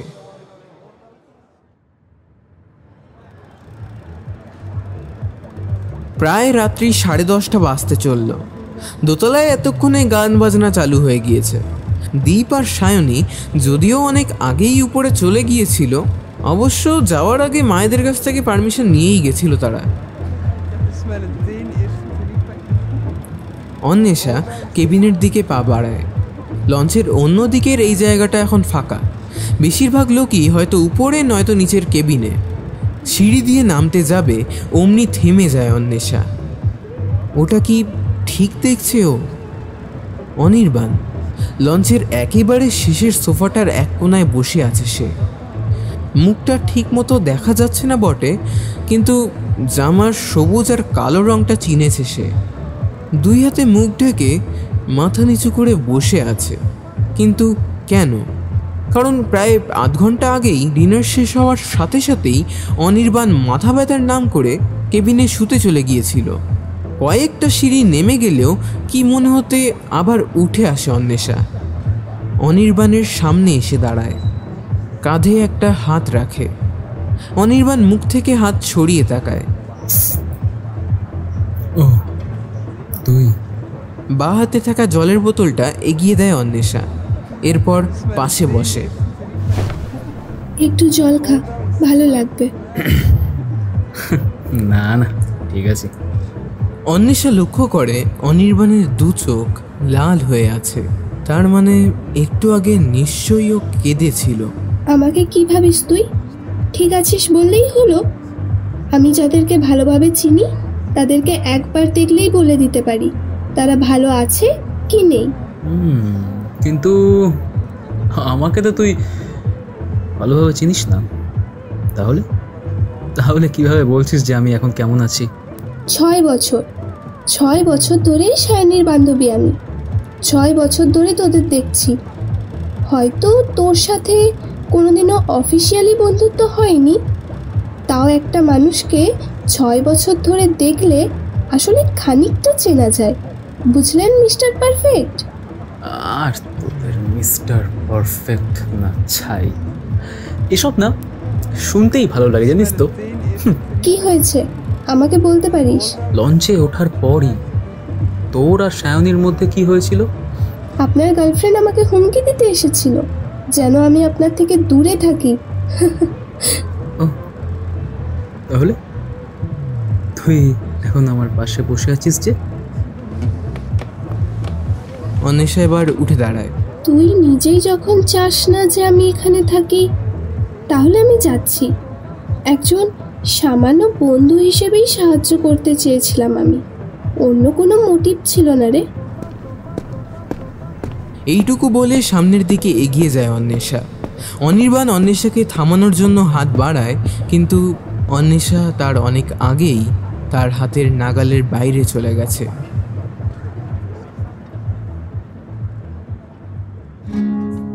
পরের দিন সকালে হোটেলে ফিরে আবার কিছু লোকাল সাইট সিন দেখতে যাওয়া হয়। সর্বক্ষণ জুড়ে অন্বেষা তার সর্বতোভাবে চেষ্টা করেছে যাতে অনির্বাণকে এড়িয়ে যাওয়া যায়। গা গুলোচ্ছে বলে পেছনের সিট থেকে সামনে এসে জানলার ধারে বসেছে। অনির্বাণ পাশে এসে দাঁড়ালে সেখান থেকে সরে গিয়েছে নিঃশব্দে। অনির্বাণ বারবার চেষ্টা করছে অন্তত একবার যদি কথা বলা যায়, কিন্তু না, সুযোগ দেয়নি অন্বেষা। বিকেলে ওদের হোটেল চেক আউট করার কথা। এখান থেকে গাড়ি করে শিলং যেতে প্রায় 3.5 ঘন্টা সময় লাগবে, তাই দুপুরের মধ্যে হোটেলে ফিরে যে যার ব্যাগ গোছাতে ব্যস্ত। শেষবারের মতো অন্বেষা এসে বারান্দায় দাঁড়িয়ে আছে। আজই ওদের এই হোটেলের শেষ দিন। অনির্বাণ এসেছে বারান্দায়। অন্বেষা বুঝেছে সেটা। দুপুর গড়িয়ে বিকেল হয়ে আসছে। প্রচণ্ড ঠান্ডা হাওয়া উঠেছে চারপাশটায়। হাওয়ায় অন্বেষার চুলগুলো উড়ছে। অন্বেষা কান থেকে হেডফোনটা খুলে মাথা নামিয়ে অনির্বাণের পাশ দিয়ে চলে যায়। অন্বেষা ইচ্ছে করেই অনির্বাণের সাথে সম্ভাব্য চোখাচোখিটা এড়িয়ে গেছে। অন্যদিকে দাঁড়িয়ে থেকে কিছু বলতে পারে না অনির্বাণ, বলার সময়ই পায়নি। শুধু যাওয়ার সময় অন্বেষার চুলগুলো অনির্বাণের গালের পাশ দিয়ে ছুঁয়ে বেরিয়ে যায়। অনির্বাণ রেলিংয়ে হেলান দিয়ে বারান্দার উপরে বসে পড়ে। অনির্বাণের হার্টবিটটা হঠাৎ করেই প্রচণ্ড রকম বেড়ে গেছে। শিলংয়ে পৌঁছাতে পৌঁছাতে প্রায় সন্ধে পেরিয়ে রাত্রি। এবার অনির্বাণ সায়নীর সাথে বসেছিল। অন্বেষা অন্য গাড়িতে একা। শিলংয়ে একই হোটেলে 4টে রুম পাওয়া যায়নি। পাশাপাশি দুটো হোটেলে দুটো করে রুম নেওয়া হয়েছে। প্রথমটা হোটেল অর্কিড, দ্বিতীয়টা হোটেল ডেব্রেক। অন্বেষাদের গাড়ি এসে পৌঁছাতে প্রথম হোটেলে ওরা আর অনির্বাণরা চেক ইন করে। গোটা ব্যাপারটাই যদিও সকলকে ফোনে জানানো হয়। এই হোটেলের একটা লম্বা রাস্তা জুড়ে 2 দিকে রুম, আর ঠিক সোজা গিয়ে একটা বিরাট বড় মাপের ব্যালকনি সহ বসার জায়গা। সমস্ত লাগেজ রুমে রেখেই অন্বেষা দৌড়ে যায় সেখানে। ব্যালকনিটার ঠিক ওপাশেই মেন রোড, তার অপর দিকে হালকা গোলাপি রঙের ফুল গাছ। এইগুলো এখানকার আঞ্চলিক গাছ। দেখতে খানিকটা জাপানের চেরি ব্লসম গাছের ছোট অবয়ব। এইগুলো হচ্ছে ইন্ডিয়ান ওয়াইল্ড চেরি। কি মায়াবী, যেন মনে হয় অনন্তকাল তাকিয়ে থাকি। অন্বেষারা দোতলায় রুম নিয়েছে। প্রতি তলাতেই একই রকম ব্যালকনি রয়েছে। এখন মরশুম চলছে, তাই বেশিরভাগ রুমই তাই বুক। অন্বেষা ব্যালকনিতে দাঁড়িয়ে থাকাকালীন সায়নীদের গাড়ি এসে নিচে দাঁড়ায়। পেছনের সিট থেকে সায়নী, দীপ আর অনির্বাণ নামে। গাড়ি থেকে নেমে সায়নী দীপকে নিয়ে রাস্তার ওপাশে গিয়ে দাঁড়ায়। অনির্বাণ মাথা নিচু করে দাঁড়িয়ে আছে। উপর থেকেই ওর মুখটাও দেখা যাচ্ছে না ঠিক মতো। সায়নীর বাবা এসে অনির্বাণকে রুম নাম্বার বলে দেন। অনির্বাণ উপরে উঠে আসে। অন্বেষা এখনও ব্যালকনিতে দাঁড়িয়েই আছে। অনির্বাণ এসে নিঃশব্দে রুমে ঢুকে যায়। রাতে খাওয়া দাওয়া শেষ করে ব্যালকনিতে বসে আছে অন্বেষা। গুয়াহাটির থেকে শিলংয়ে বেশি ঠান্ডা, তাই মাফলার জড়াতে হয়েছে। রুম থেকে বেরিয়ে অনির্বাণ বাইরে আসে। ব্যালকনিতে এসে অন্বেষার পাশে বসে। অন্বেষা সামনের দিকে তাকিয়ে আছে। গোলাপি গাছগুলোকে টুনি বাল্ব দিয়ে সাজানো হয়েছে। নিকষ কালো আকাশের নিচে জলজল করছে গাছগুলো, যেন আকাশের তারায় তাদের গোলাপি ছটার স্নিগ্ধ আভায় চারিদিকটা সাজিয়ে রেখেছে। অনির্বাণ মাথা নিচু করে বসে আছে। এবার প্রথম স্তব্ধতা ভাঙে অন্বেষা। কি রে, কিছু হয়েছে? মুড অফ মনে হচ্ছে। অনির্বাণ কিছু বলে না, ঠায় তাকিয়ে আছে নিচের দিকে। আবার অন্বেষা বলে, আই গেস তাহলে কিছু বলার নেই তোর। ও, আমি তো ভুলেই গিয়েছিলাম, আমার সাথে তো তোর কথা বলাই বারণ। অন্বেষা এবারও উঠে দাঁড়িয়েছে, সবে মাত্র পাটা বাড়াতে যাবে অমনি অনির্বাণ অন্বেষার ডান হাতটা চেপে ধরে। অন্বেষা পিছনে ঘুরে তাকায়নি। খুব জোরে যে অনির্বাণ তার হাতটা চেপে ধরেছে তাও নয়, হাত ছাড়িয়ে চলে যাওয়াই যায়, কিন্তু ওর হাত ধরার মধ্যে কোথাও যেন একটা ক্লান্তির ছাপ স্পষ্ট। শুধু অনির্বাণের কথাগুলো তার কানে আসে। অন্বেষা, আমি আমি আর পারছি না, আমি জাস্ট পারছি না। আমারও তো একটা লিমিট আছে নাকি? আমি আর কত সহ্য করবো বলতো?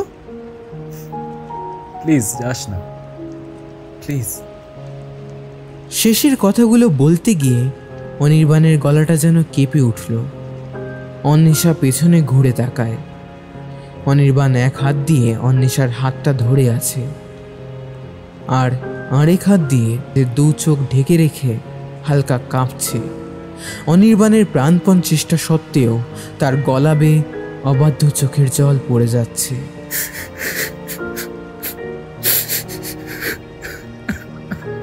অন্বেষা এসে অনির্বাণের কাছে বসে।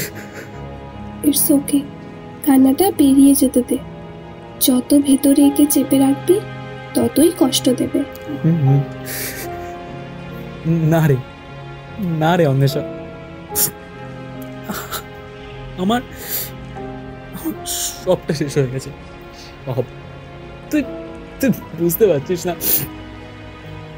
আমার ভালোবাসা, আমার পড়াশোনা, আমার ক্যারিয়ার, কিচ্ছু বাকি নেই আর, কিচ্ছু না। শেষের কথাগুলো বলতে বলতে একটা হতাশার রেশ যেন গ্রাস করলো অনির্বাণকে। অন্বেষা তাকায় তার দিকে। আমি যতদূর বুঝতে পারছি আজ গাড়িতে আসার সময়ই কিছু হয়েছে, তাই না? হয়েছিল, অনেকদিন ধরেই হয়েছিল, তবে আজ আজ সবটা শেষ হয়ে গেছে রে। সায়নী ব্রেকআপ করে নিয়েছে আমার সাথে, আর আর ও বলল ও ও দীপকে ভালোবাসে। আর কি বললো? দীপকে ভালোবাসে। এই তুই তুই অবাক হলি না একটু? না মানে তুই কি জানতিস? না তুই কি জানতিস এমনটা হবে? তুই ক্লাস 9-এর ফাইনালে 1 থেকে 10-এর মধ্যে ছিলিস, ঠিক তো?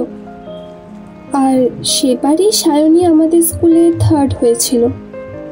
তারপর থেকে ওর ব্যবহার শুধু আমার প্রতিই না, বরং তোর সাথেও খারাপ হয়েছিল। সে বছর দীপ তোদের স্কুলে 2nd হয়েছিল, রাইট? হ্যাঁ। অনির্বাণ উঠে দাঁড়িয়েছে। এক পা এগোতে গিয়েই মাটিতে হাঁটু গেড়ে বসে পড়ে। অন্বেষা ছুটে এসে তাকে ধরে, আর একটু হলে পড়েই যেত অনির্বাণ। কাঁপা কাঁপা স্বরে বলে, জানিস, যখন তোদের স্কুলে এক্সাম চলছিল তখন আমার ওকে ফোন করা বারণ ছিল, অথচ আমার ফাইনালের আগের দিন পর্যন্ত ওর সাথে ঘন্টার পর ঘন্টা কথা বলে যেতে হয়েছে আমাকে। বলে থামাসনি কেন ওকে? এত অন্ধভাবে ভালোবাসতে নেই, জানিস তো? বেশি আঘাত লাগে, আর গভীর ক্ষত সারতে সময় নেয়। হ্যাঁ, আমি জানতাম আমি ভুল করছি, কিন্তু কি করব, আমি তো ওকে ভালোবাসি। কথাটুকু শেষ হওয়ার সাথে সাথে অন্বেষা তার ডান হাত দিয়ে অনির্বাণের গালে ঠাস করে একটা চড় মারে। অনির্বাণ মুখটা নিচু করে দেয়, হালকা কাঁপতে থাকে। কয়েক সেকেন্ড থেমে অন্বেষা অনির্বাণের শার্টের কলারটা শক্ত করে ধরে। অনির্বাণ কেঁপে ওঠে। দাঁতে দাঁত চেপে অন্বেষা বলে, কোনটাকে ভালোবাসা বলিস তুই? ঠিক কোনটাকে? সারাদিন তোর মতের বিরুদ্ধে তোকে কন্ট্রোল করা, তোকে না তোর প্রতিভাকে পছন্দ করা, আর তারপর যখন সব কাজ শেষ তখন তোকে কালিহীন কলমের মতো ছুঁড়ে ফেলে দাও। না না, ঠিক কোনটাকে বল, বল কোনটাকে তুই বলিস ভালোবাসা? কথাগুলো বলতে বলতে রীতিমতো অনির্বাণের কলার ঝাঁকাতে থাকে অন্বেষা।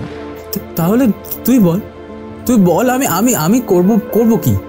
প্রথমে সায়নীর জন্য এতটা সময় নষ্ট, তারপরে সায়নী আর দীপের সম্পর্ক নিয়ে চিন্তা করে এত সময় নষ্ট, টেস্টে তেমন রেজাল্টও ভালো হয়নি, ফাইনালও হবে না আমি জানি, শেষে সায়নীও পাশে থাকলো না, আর আমার রেজাল্ট, কেরিয়ার, কিচ্ছু থাকলো না আমার। এত দূর বলে কিছুটা দম নিয়ে অনির্বাণ আবার বলতে শুরু করে, জানিস ছোট থেকে ফার্স্ট হই তো, তাই সবাই সবসময় আমার কাছ থেকে বেস্টটা এক্সপেক্ট করে। হ্যাঁ, সবার আশা ভরসার খেয়াল রাখতে রাখতে দেখ নিজেকে হারিয়ে ফেলেছি আমি। কিন্তু কিন্তু জানিস, নিজেকে হারিয়ে ফেললেও না, যখন সেই রেজাল্টটা করি, বাবা মায়ের মুখে হাসিটা দেখি, তখন মনে হয় নিজেকে হারিয়ে ফেললেও আমি জয়ী আজকে। এখন আমার অবস্থাটা দেখ, জীবনের এত বড় পরীক্ষা, সারা জীবন ফার্স্ট হয়ে কি করলাম আমি জানি।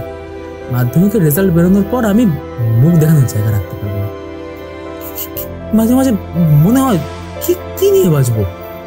সেদিন তুই লঞ্চে আমার পাশে না বসলে হয়তো উল্টো পাল্টা কিছু একটা করে বসতাম। হাতটা পেছন থেকে ধরতে পারিনি, তাই। অনির্বাণের অনিয়মিত শ্বাস প্রশ্বাসের গতিবেগ এখন অনেকটাই কমেছে। অন্বেষা উঠে দাঁড়ায়, তারপর বলে, আচ্ছা অনির্বাণ, তুই বড় হয়ে কি হতে চাস বলতো?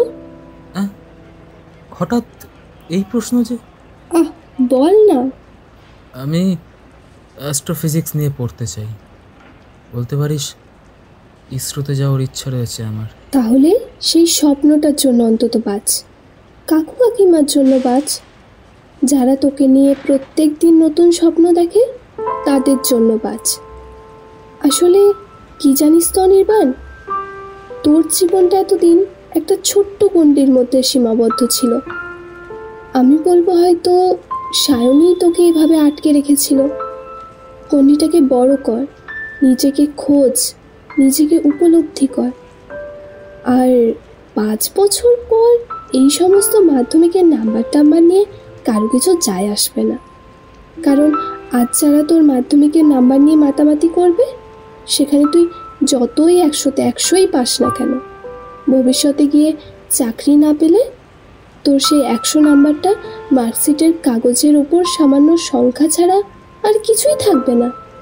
এটা বাস্তব। মাধ্যমিকে হয়নি তো কি হলো, এখনো 11, 12 সামনে আছে। ভালোভাবে পড়াশুনো কর।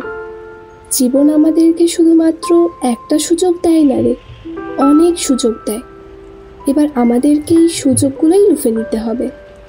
যে তার সুযোগের যত সদ্ব্যবহার করবে, সে ততই আগে এগোতে পারবে।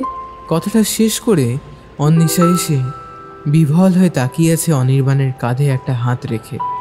তারপর আবার বলে, একসাথে অতটা চাপ নিস না। বুঝতে পারছি তোর উপর দিয়ে অনেক ঝড় বয়েছে, হয়তো এখনো বইছে। আর জানিস, এই সব কথা খুলে বলার জন্য আমাদের জীবনে কিছু কাছের মানুষ থাকা দরকার, যাকে সবটা খুলে বলা যায়।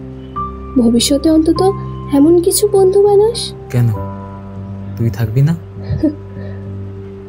হাসে অন্বেষা, ম্লান হাসি। হাসতে হাসতে ব্যালকনি দিয়ে রুমের সামনে এসে দাঁড়ায়। অনির্বাণও এসে দাঁড়ায় ওদের রুমের সামনে। রাত অনেক নেমেছে। সায়নী হয়তো চাইবে যে তুই কালকে সবার সামনে একদম ভেঙে পড়িস, কিন্তু তুই ভেঙে পড়বি না তুই কতটা ম্যাচিওর সেটা দেখাবি, ইটস আপ টু ইউ না। Have a good night. বলেই দরজা খুলে ঢুকে যায় অন্বেষা। অনির্বাণ তখনও দাঁড়িয়ে একগাল হাসে, তারপর বুক ভরে শ্বাস নিয়ে রুমে ঢুকে যায়।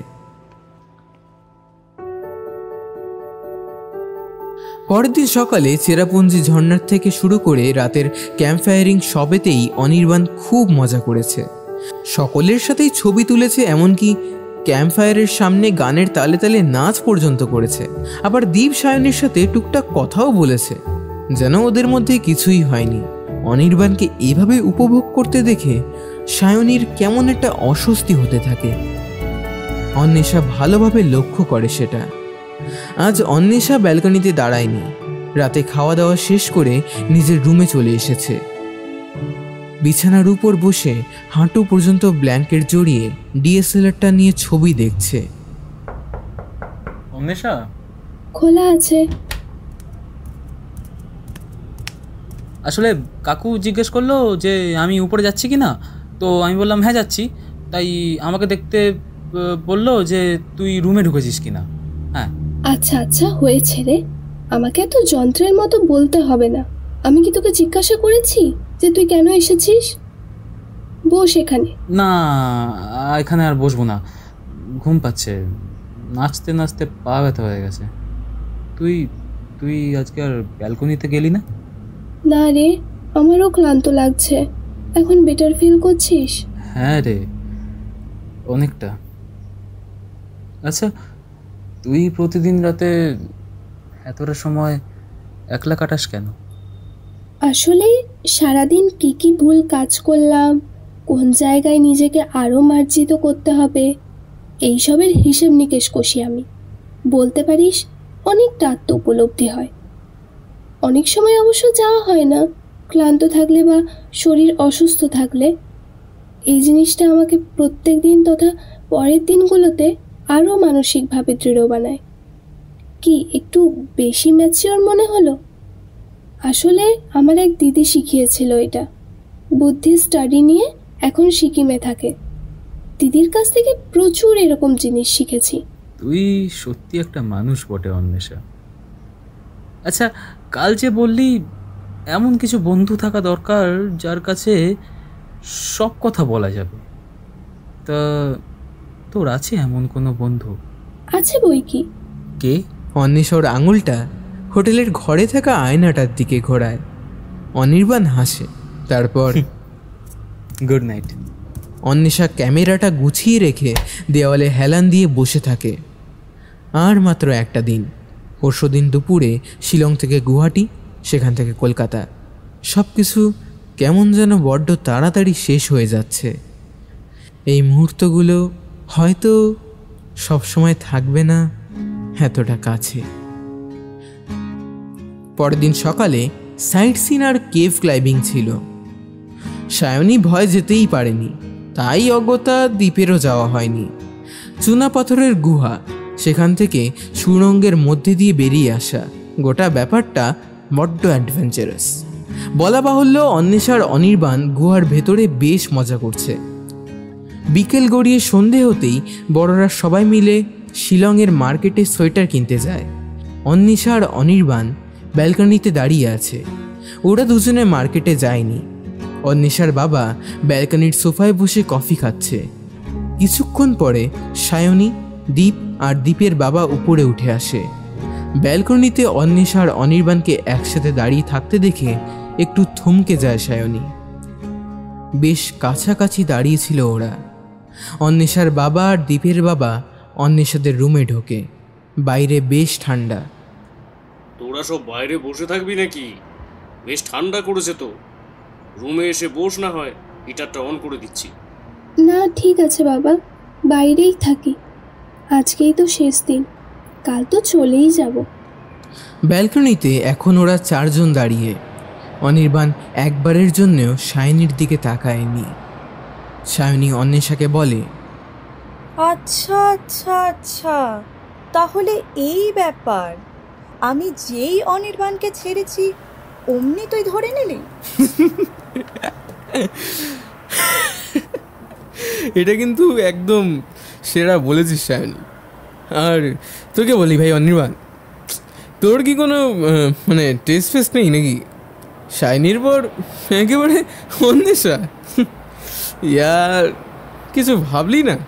আরে ভাই, আমাদের রয়েছে কত ভালো মেয়ে আছে, মানছি সায়নীর থেকে ভালো নেই, কিন্তু তাই বলে শেষমেশ অন্বেষা, এতটা তো নিজের কোয়ালিটি লো করিস না ভাই, এটা জাস্ট চোখে দেখা যাচ্ছে না। আর তাছাড়াও আমাদের ব্যাচে তোর তো একটা রেপুটেশন আছে নাকি?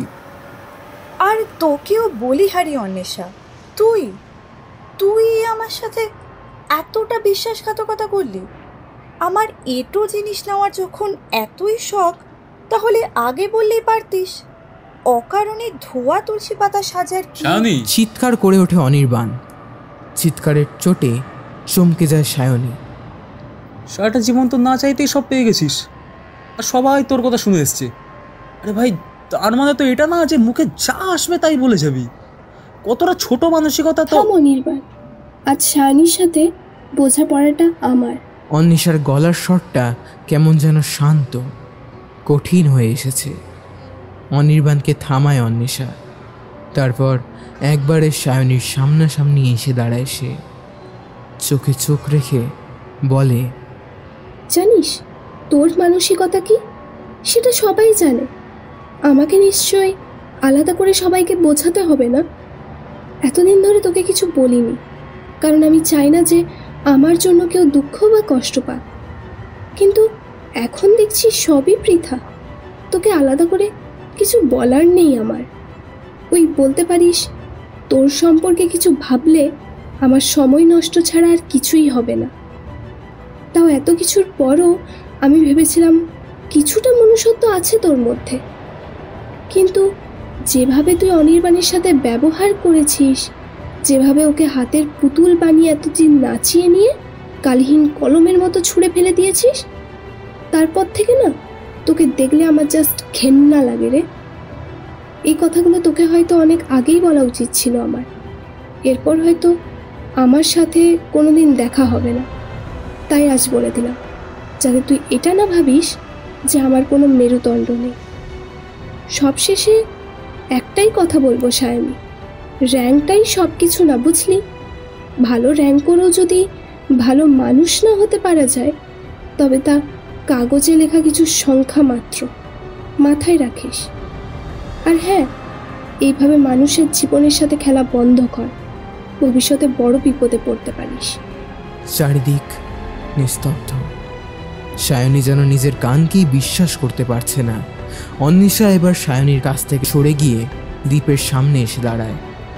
আর তোকেও বলে রাখি দি, সবার ব্যাপারে একটু কম নাক গলা। আর আমার সম্পর্কে না জেনে উল্টো পাল্টা বলতে আসলে নাকটা না জাস্ট ভেঙে রেখে দেব, বলে দিলাম। অন্বেষার চোখের দিকে তাকিয়ে দ্বীপ ঢোক গেলে।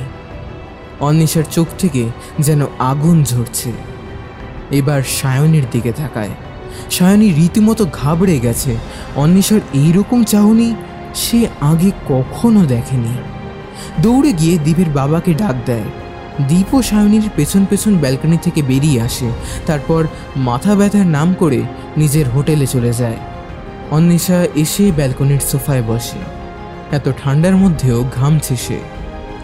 অনির্বাণ এসে পকেট থেকে একটা রুমাল বের করে দেয়। রুমাল দিয়ে রাগে লাল হয়ে যাওয়া মুখটা মুছে অন্বেষা। একটা হালকা সেন্টের গন্ধ অনির্বাণের রুমালে। অনির্বাণ একদম পাশে এসে বসেছে। অন্বেষা হাঁপাচ্ছে। অনির্বাণ বা হাতটা বাড়িয়ে অন্বেষাকে কাছে টেনে নেয়। অন্বেষার মাথাটা এখন অনির্বাণের বুকের কাছে। অন্বেষার কানে আসে অনির্বাণের ক্রমবর্ধমান হৃদস্পন্দন। আকাশের দিকে তাকিয়ে অনির্বাণ বলে, thank you Anwesha, thanks for everything. তুই না থাকলে আমি এগুলো কি করে কাটিয়ে উঠতাম আমি জানি না। আমি তোর মতো সাহসী কাউকে দেখিনি। চল রুমে যাই, এখানে বেশ ঠান্ডা লাগছে। মা কাকিমারাও চলে আসবে হয়তো। ব্যাগটাও গোছাতে হবে, কাল সকালে সাইট সিন দেখেই তো রওনা। কথাটা শেষ করে অন্বেষা উঠে যায়। অনির্বাণ উঠতে দেয় না। আর কিছুক্ষণ বস, আর কিছুক্ষণ। জানি না এই মুহূর্তটা আবার কবে আসবে, আদৌ আসবে কিনা। হালকা হাসে অন্বেষা। অনির্বাণের হাতটা ছাড়িয়ে উঠে দাঁড়ায়। জানিস, কিছু মুহূর্তগুলো সামান্য থাকাই ভালো, সামান্য অথচ সব থেকে ভালো, এতটাই ভালো যে সারা জীবন সেগুলোকে মনের চোরাকুঠুরিতে আগলে রাখা যাবে।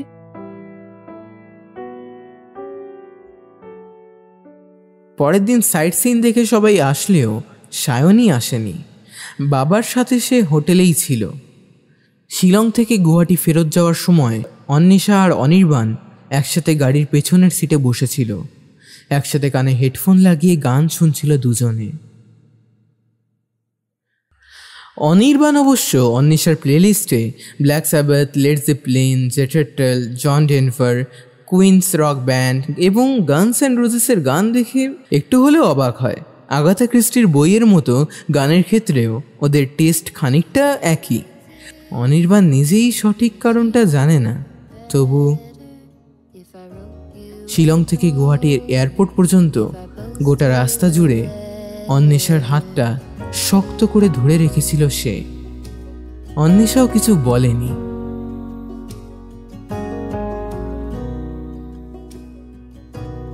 কলকাতা এয়ারপোর্টে নেমে বাড়ি যাওয়ার জন্য সবাই একে একে গাড়িতে উঠছে।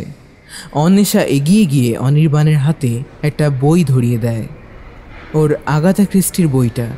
লঞ্চে ওঠার দিন গাড়িতে পড়ছিলিস বইটা, নামতে গিয়ে দেখি পায়ের কাছে পড়েছিল, সেখানে খুঁজে পেয়েছিলাম, তখন ফেরত দেওয়া হয়নি, এই নে।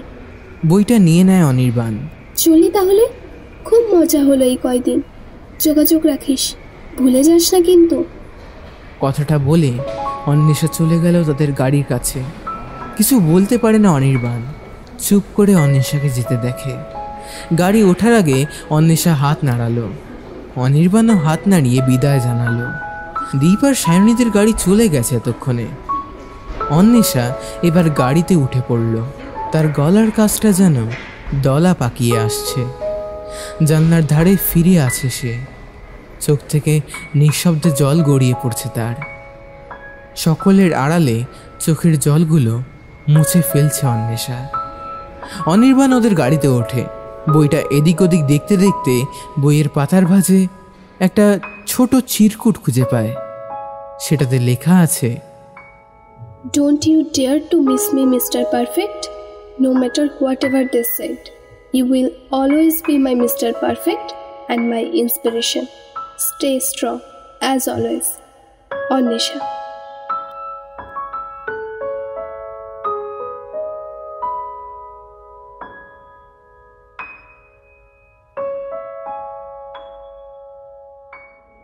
কিরে বাবাই, তোর চোখ দিয়ে জল পড়ছে কেন? ওই কটকা কিছু একটা হবে, জ্বালা করছে। এমন কিছু না, বাদ দাও। গাড়ি স্টার্ট দেয়। চারপাশে ধোঁয়া ছড়িয়ে দূরে চলে যায় গাড়িটা। ধোঁয়ায় ঝাপসা হয়ে আসা শহর থেকেও দেখা যায় আকাশের তারারা আজও ঝলমল করে। হয়তো সবসময় ধোঁয়ার বিষাক্ত ছোবলে একেবারেই তাদের দেখা যায় না। কিরে, তোর চোখটা ঠিক হলো? হ্যাঁ, আর কিছুক্ষণ সময় দাও, একদম ঠিক হয়ে যাবে।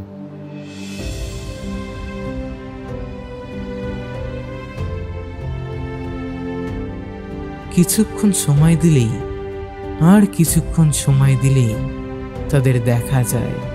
ধোঁয়াশা কাটিয়ে তারা জ্বলতে থাকে, পথ নির্দেশ করতে থাকে। এমন আকাশের জ্বলন্ত নক্ষত্র মাটির পৃথিবীতে খুঁজে পাওয়া কঠিন বটে, কিন্তু অসম্ভব তো নয়। কিছুক্ষণ সময় দিলে, আর কিছুক্ষণ সময় দিলে হয়তো মুখোশধারী মানুষরূপী ধোঁয়াশা কাটিয়ে প্রকৃত বন্ধুর ন্যায় নক্ষত্রদের খুঁজে পাওয়া যায়, শুধুমাত্র আর কিছুক্ষণ সময় দিলেই। কি ব্যাপার শ্রেয়সী, মন খারাপ করে বসে আছিস যে? কি হয়েছে? কিছু না। কিছু না বললেই হলো? হ্যাঁ হ্যাঁ জানি, তুমি বলবে যে তুমি যাদেরকে চেনো তাদের একবার দেখলেই বলে দিতে পারো যে তারা ভালো আছে কি নেই। বাবা, সবই তো জানিস দেখছি, তা হয়েছেটা কি শুনি? মনখানা ভার কেন? কাল তো হাফ ইয়ারলি রেজাল্ট বেরিয়েছে, যথারীতি ভূগোলে কম পেয়েছি, জানো ম্যাম, আমি না পড়ি, কিন্তু এই ভূগোলটা কিছুতেই হয় না। বুঝেছি, মায়ের কাছে বকুনি খেয়েছিস? এই ভূগোলটাকে নিয়ে কি যে করি, উফ। আর একটু সময় দে, বুঝলি? বিষয়টাকে ভালোবাস, একটু ধৈর্য রেখে ম্যাপটা ভালো করে প্র্যাকটিস কর, আর ডায়াগ্রামগুলো নিখুঁত কর, সাথে সাথে টাইম ধরে লেখালেখি কর, সব পারবি। তারপর নিজের টিফিন বক্সটা এগিয়ে দেয় শ্রেয়সীর দিকে। মায়ের উপর রাগ করে তো টিফিনও আনিসনি নিশ্চয়। আমারটা খা, চাউমিন এনেছি। শ্রেয়সী ম্যামের দিকে মুচকি হেসে 1 চামচ চাউমিন মুখে ফুঁড়ে ফেলে। খালি টিফিন কৌটোটা নিয়ে স্টাফ রুমে এসে সেটা ব্যাগে ঢোকানোর সময় পাশ থেকে অঙ্কের সুপর্ণা ম্যাডাম বলেন, তুইও পারিস বটে অন্বেষা, স্কুলের বাচ্চাদের সাথে টিফিন ভাগ করে খাস। এই কবছর হলো গার্লস হাই স্কুলের ভূগোলের শিক্ষিকা রূপে জয়েন করেছে অন্বেষা। তার ক্লাসের সমস্ত ছাত্রীরাই অন্বেষাকে বড্ড ভালোবাসে। তার পেছনে কারণ আছে বই কি। শিক্ষক শিক্ষার্থীর পরিচিতি সীমারেখাটা ডিঙিয়ে বাচ্চাদের সাথে বন্ধুদের মতো মেশে অন্বেষা। তাই এই কবছরের মধ্যেই ভূগোলের অন্বেষা দিদিভাই হয়ে উঠেছে সকল ছাত্রীদের মধ্যমণি। টেবিলের ওপাশ থেকে বাংলার পর্ণা ম্যাডাম বলেন, কথাবার্তা হাসাহাসির মধ্যে কেউ একজন বলে, কি ব্যাপার অন্বেষা, তোর বিয়ের সানাইটা আবার কবে শুনতে পাবো? ব্যাস, সকলে মিলে এবার অন্বেষার উপর হামলে পড়ে। স্কুলের শিক্ষিকাদের মধ্যে সবচেয়ে নবীন অন্বেষা, তাই তাকে নিয়ে যথারীতি সকলের কৌতূহল তুঙ্গে। কোনো রকমে লাজুক হেসে বিষয় পরিবর্তন করে অন্বেষা।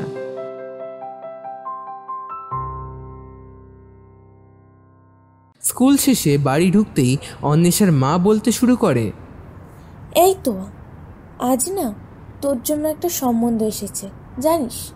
তোর বাবার কলিগের রিলেটিভের ছেলে। মা, সবে বাড়িতে পৌঁছালাম, একটু দম নিতে দাও। আর তোমাকে কতবার বলেছি আমাকে এইসব বলবে না। আমি বাথরুমে যাচ্ছি। যাই হোক, চা করলে আমার জন্য লেবু চা।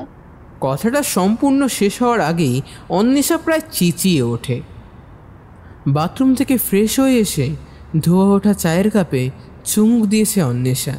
সঙ্গে সঙ্গে, যাই হোক বললেই হলো, বয়স তো কম আর হলো না তোর, চাকরিও করছিস, অসুবিধাটা কোথায়? একটু শান্তি পেতে পারি বলেই অর্ধেক খাওয়া চায়ের কাপটা নামিয়ে উঠে যায় অন্বেষা। নিজের ঘরের সাথে লাগোয়া বারান্দায় এসে দাঁড়ায়। আজ অনেক বছর হলো তাদের পুরনো বাড়িটা ছেড়ে এই 3 কামরার ফ্ল্যাটে এসেছে ওরা। স্বাভাবিকভাবেই 12 তলা বিল্ডিংয়ের 7 তলায় এই ফ্ল্যাটে নিজের রুমের সাথে লাগোয়া বারান্দাটা অন্বেষার সব থেকে প্রিয় জায়গা। রাতের আকাশ, অন্বেষা রেলিংয়ে হেলান দিয়ে দাঁড়িয়ে আছে। চোখ তার ঠিক আকাশের তারাগুলোর মাঝে। কিছু কি খুঁজছে সে, নাকি কাউকে খুঁজছে? এই তো তোর ফোনটা তখন থেকে বাজছে, ডাইনিংয়ে ফেলে রেখে গিয়েছিলিস। ফোনটা দিয়ে অন্বেষার মা আবার রান্নাঘরে চলে যায়। একটা আননোন নাম্বার থেকে 3 বার মিস কল এসেছে। ট্রু কলারে দেখতে যাবে, অমনি দেখে আবার ফোন ঢুকছে। ফোনটা ধরে অন্বেষা। হ্যালো অন্বেষা? ফোনের ওপাশের মানুষটার গলার আওয়াজটা বেশ ভারী মতন, কিন্তু না, চিনতে অসুবিধা হয়নি অন্বেষার। মাঝখানে এতগুলো বছর পেরিয়ে গেছে, তাও এত অপেক্ষার শেষে অনির্বাণের গলায় অন্বেষা ডাকটা শুনে গায়ের রোম খাড়া হয়ে যায় অন্বেষার।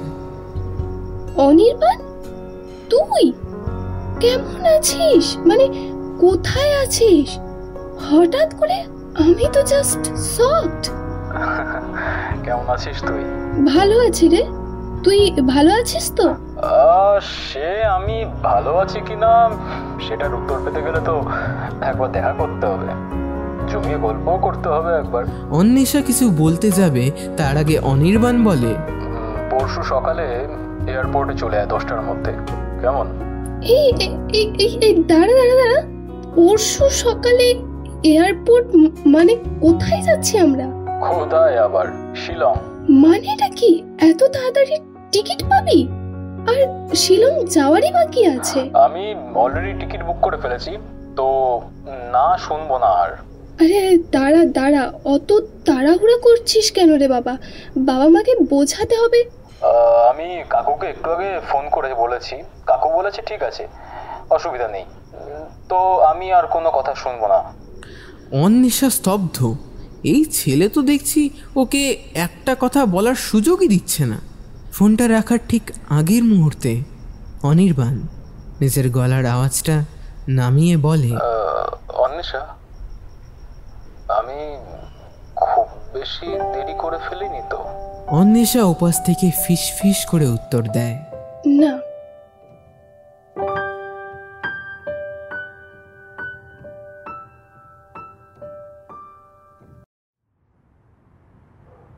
যা তো যা, সারাদিন খালি স্কুল আর বাড়ি, বাইরে তো একদম যাসই না।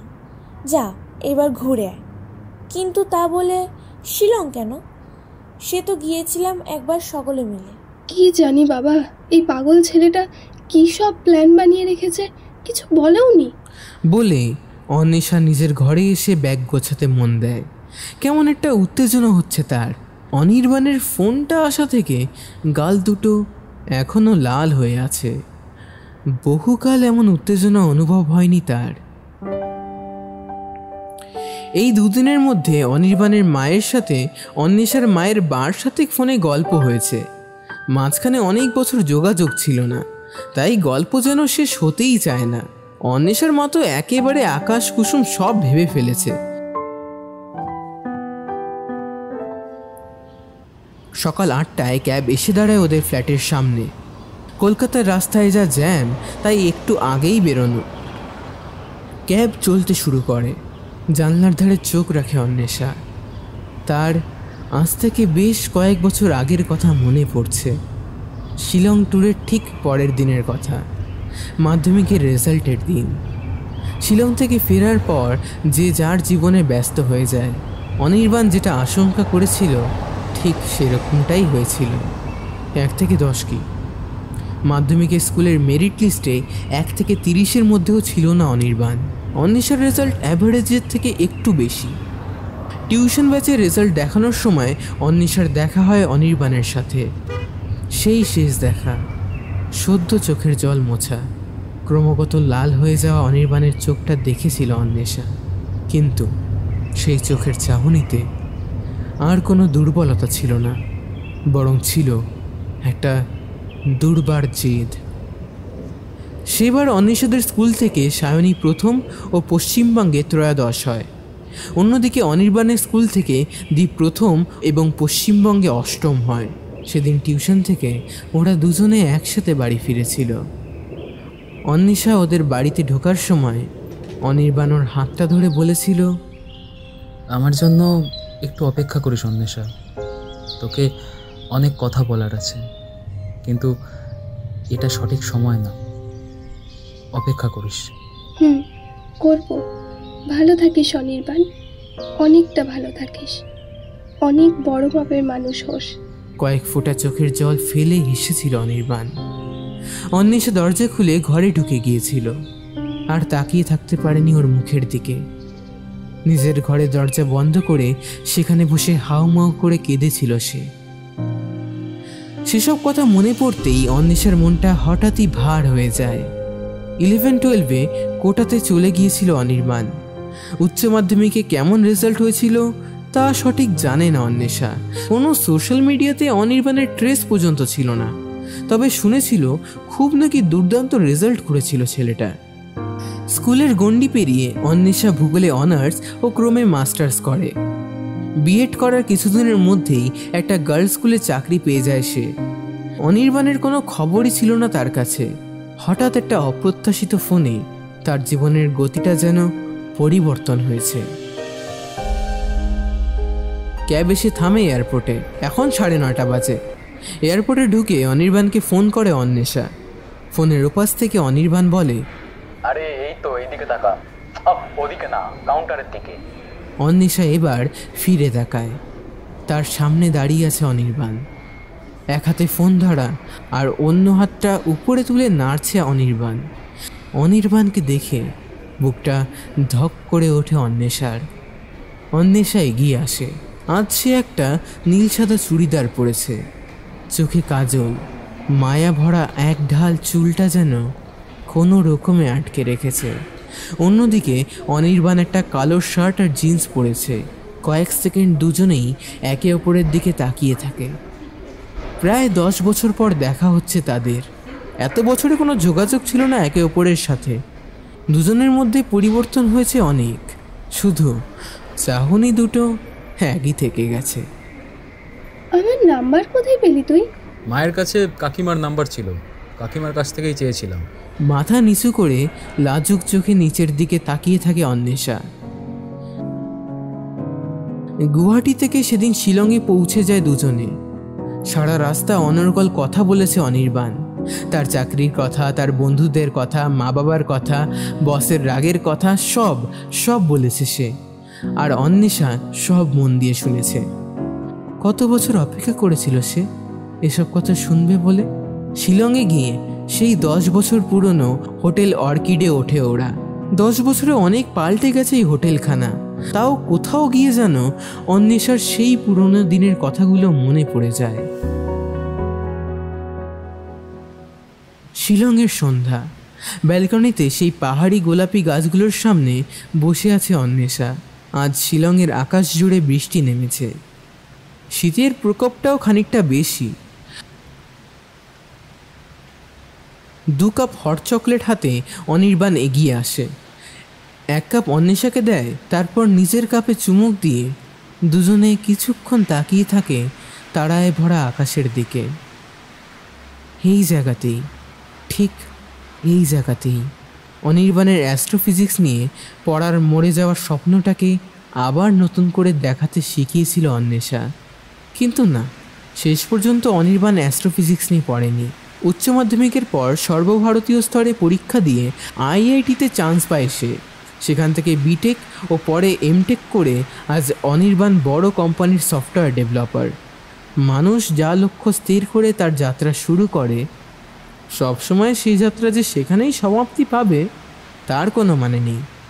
অনির্বাণ এতগুলো বছর পর নিজেকে প্রতিষ্ঠিত করেছে, এটাই তার সবথেকে বড় প্রাপ্তি। গানের তালে মাথা দোলাতে দোলাতে অন্বেষা প্রশ্ন করে, সায়নী আর দীপের কি খবর রে? জানি না, সায়নীর বিয়ে হয়ে গেছে শুনেছি, আর দীপের কোনো খবর নেই আমার কাছে। কি জানি। শেষ হয়ে যাওয়া হট চকলেটের কাপটা পাশে রেখে অনির্বাণ তার পকেট থেকে একটা ছোট্ট মতো বাক্স বার করে। তারপর বাক্স থেকে সদ্য বার করা হীরের আংটিটা নিয়ে অন্বেষার সামনে হাঁটু গেড়ে বসে সে। অনির্বাণকে এইসব করতে দেখে অন্বেষা রীতিমতো ভ্যাবাচেকা খেয়ে যায়। চকলেটের খানিকটা অংশ গলায় আটকে যায়, তারপর হেসে ফেলে। সাথে সাথে অনির্বাণও হেসে ফেলে। তারপর বলে, মনে পড়ে আজ থেকে প্রায় 10 বছর আগের কথা, যখন তুই আমাকে এখানে বসে বলেছিলিস এই মুহূর্তগুলো অল্প, অথচ এতটা ভালো যে সেগুলোকে সারা জীবন মনের চোরা কুঠুরিতে বন্ধ করে রাখা যাবে। হ্যাঁ, এতকাল সেই মুহূর্তগুলো, সেই অনুভূতিগুলো খাঁচায় বন্দি করে রেখেছিলাম। সেগুলো ছিল আমার বাঁচার রসদ। ঠিক সেই দিন এই জায়গায় দাঁড়িয়ে তোর সাথে আর কিছুক্ষণ সময় কাটাতে চেয়েছিলাম, তবে আজ না। আজ তোর কাছে কিছুক্ষণ সময় কাটানোর আর্জি নিয়ে আমি আসিনি। আমার জীবনের সবটুকু সময় তোর সাথে কাটাতে চাই। দেখ, ভালোবাসি বলার মতো বয়স নেই, কারণ তুই সেটা এতদিন জানতিস নিশ্চয়ই, না হলে এতটা অপেক্ষা করতিস না। কাকিমার কাছ থেকে শুনেছি বাড়ি থেকে বিয়ের প্রেশার থাকা সত্ত্বেও তোর জেদের কথা।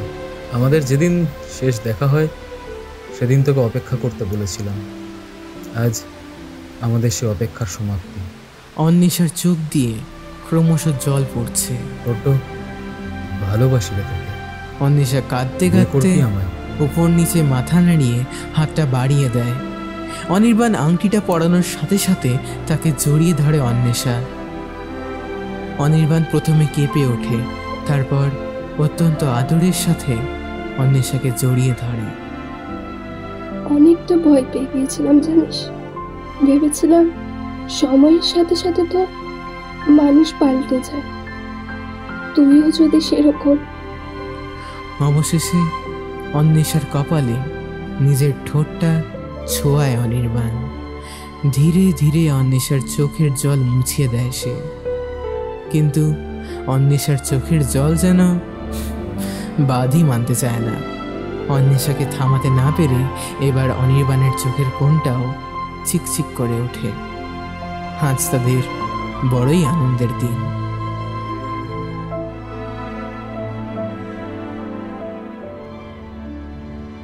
আসলে জীবনযাত্রায় কিছু মানুষ দীর্ঘ অপেক্ষার শেষে আমাদের সামনে এসে হাজির হয়। হঠাৎ করে চাইলেই তাদের ছুঁতে পাওয়া যায় না, ঠিক যেন আকাশের তারাদের মতো। কিন্তু কিছুক্ষণ আর কিছুক্ষণ করতে করতে অনেকটা সময় পার হয়ে যায়, কিন্তু এত অপেক্ষার শেষে প্রাণের স্পন্দনখানা যখন অপেক্ষারত দুই হাত দিয়ে স্পর্শ করা যায়, কতটা শান্তি, কতটা প্রাপ্তি আসে তাতে। ঠিক যেন মনে হয় সেই দূরপ্রান্তের তারাখানা নেমে এসেছে হাতের মুঠোয়। সেই মহাজাগতিক প্রশান্তির জন্য কি আর কিছুক্ষণ অপেক্ষা করাই যায় না?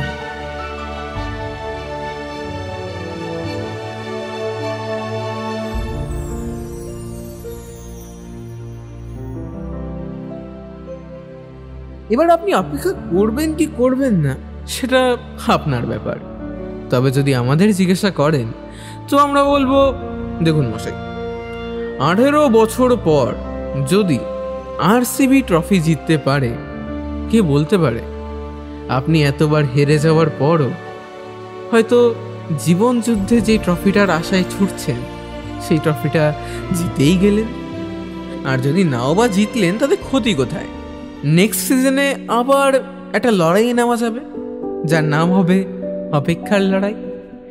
যাই হোক, আপনি যে এত অপেক্ষা করলেন আমাদের গল্পের জন্য, সরি আগে থেকে বলছি, সরি, কিছু মনে করবেন না। আমরা খুব চেষ্টা করেছিলাম বাট পারিনি, এবার শিওর পারবো, প্রমিস। হ্যাঁ, তো আপনি যে অপেক্ষা করলেন এই গল্পের জন্য, সেটা কি ওয়ার্থ ইট হলো, সেটা আমাদের কমেন্ট সেকশনে আপনি জানাতে পারেন। তার শেষ করি তবে, আমাদের আজকের গল্প পাঠে ছিলাম আমি শুভদীপ। আগের বার মনে হয় আমি আমার নামটা বলিনি, যাই হোক। আর এই গল্পের অনির্বাণের ভূমিকায় ছিল ওই লোকটা, প্রিয়াংশু অধিকারী। ও হ্যাঁ, ওই লোকটার প্রতি আমার একটু দয়া হচ্ছে, কারণ ওই লোকটা ইভেন জ্বর নিয়ে এই গল্পটা রেকর্ড করে, প্রায় জন্ডিস নিয়ে, মানে ওর জীবনটা জন্ডিস হয়ে যাচ্ছিল, তবে ওর শরীরেও জন্ডিস বাসা বাঁধছিল, যদিও বাঁধেনি, যেমন ওর জীবনে বেঁধে আছে। তো আপনি যদি একটু সহানুভূতিশীল হন ওর জন্য, তো মেসেজ টেসেজ করতে পারেন ওকে। ইনস্টাগ্রাম আইডিটা ডেসক্রিপশনে দেওয়া আছে। হ্যাঁ, এই গল্পে অন্বেষার ভূমিকায় ছিল অঙ্কিতা, এবং অন্যান্য চরিত্রে ছিল পূজা, রিয়া, নীলাঞ্জনা, নিবেদিতা, রুদ্র এবং আমি শুভদীপ। গল্পের সাউন্ড, পোস্টার এবং সমগ্র পরিচালনায় ছিলাম আমি শুভদীপ। আর গতবারের মতো এই গল্পের ম্যানেজার হিসেবে ছিল অরুণোদয় ব্যাপারী। ওকেও চাইলে ইনস্টাগ্রামে মেসেজ টেসেজ করতে পারেন, ইভেন আমাদের সবাইকে করতে পারেন, সবার ইনস্টাগ্রাম আইডিটা ডেসক্রিপশনে দেওয়া থাকবে। তো যাই হোক, আমাদের গল্প আজকের মতো এখানেই শেষ হলো। ফিরে আসবো আবার সামনের সপ্তাহে, মানে খুব তাড়াতাড়ি, নতুন একটা গল্প নিয়ে। ততক্ষণের জন্য just chill and live in the moment with one and only গল্পতেই জব্দ, কারণ যেখানে শব্দ থামে সেখানে গল্প নামে।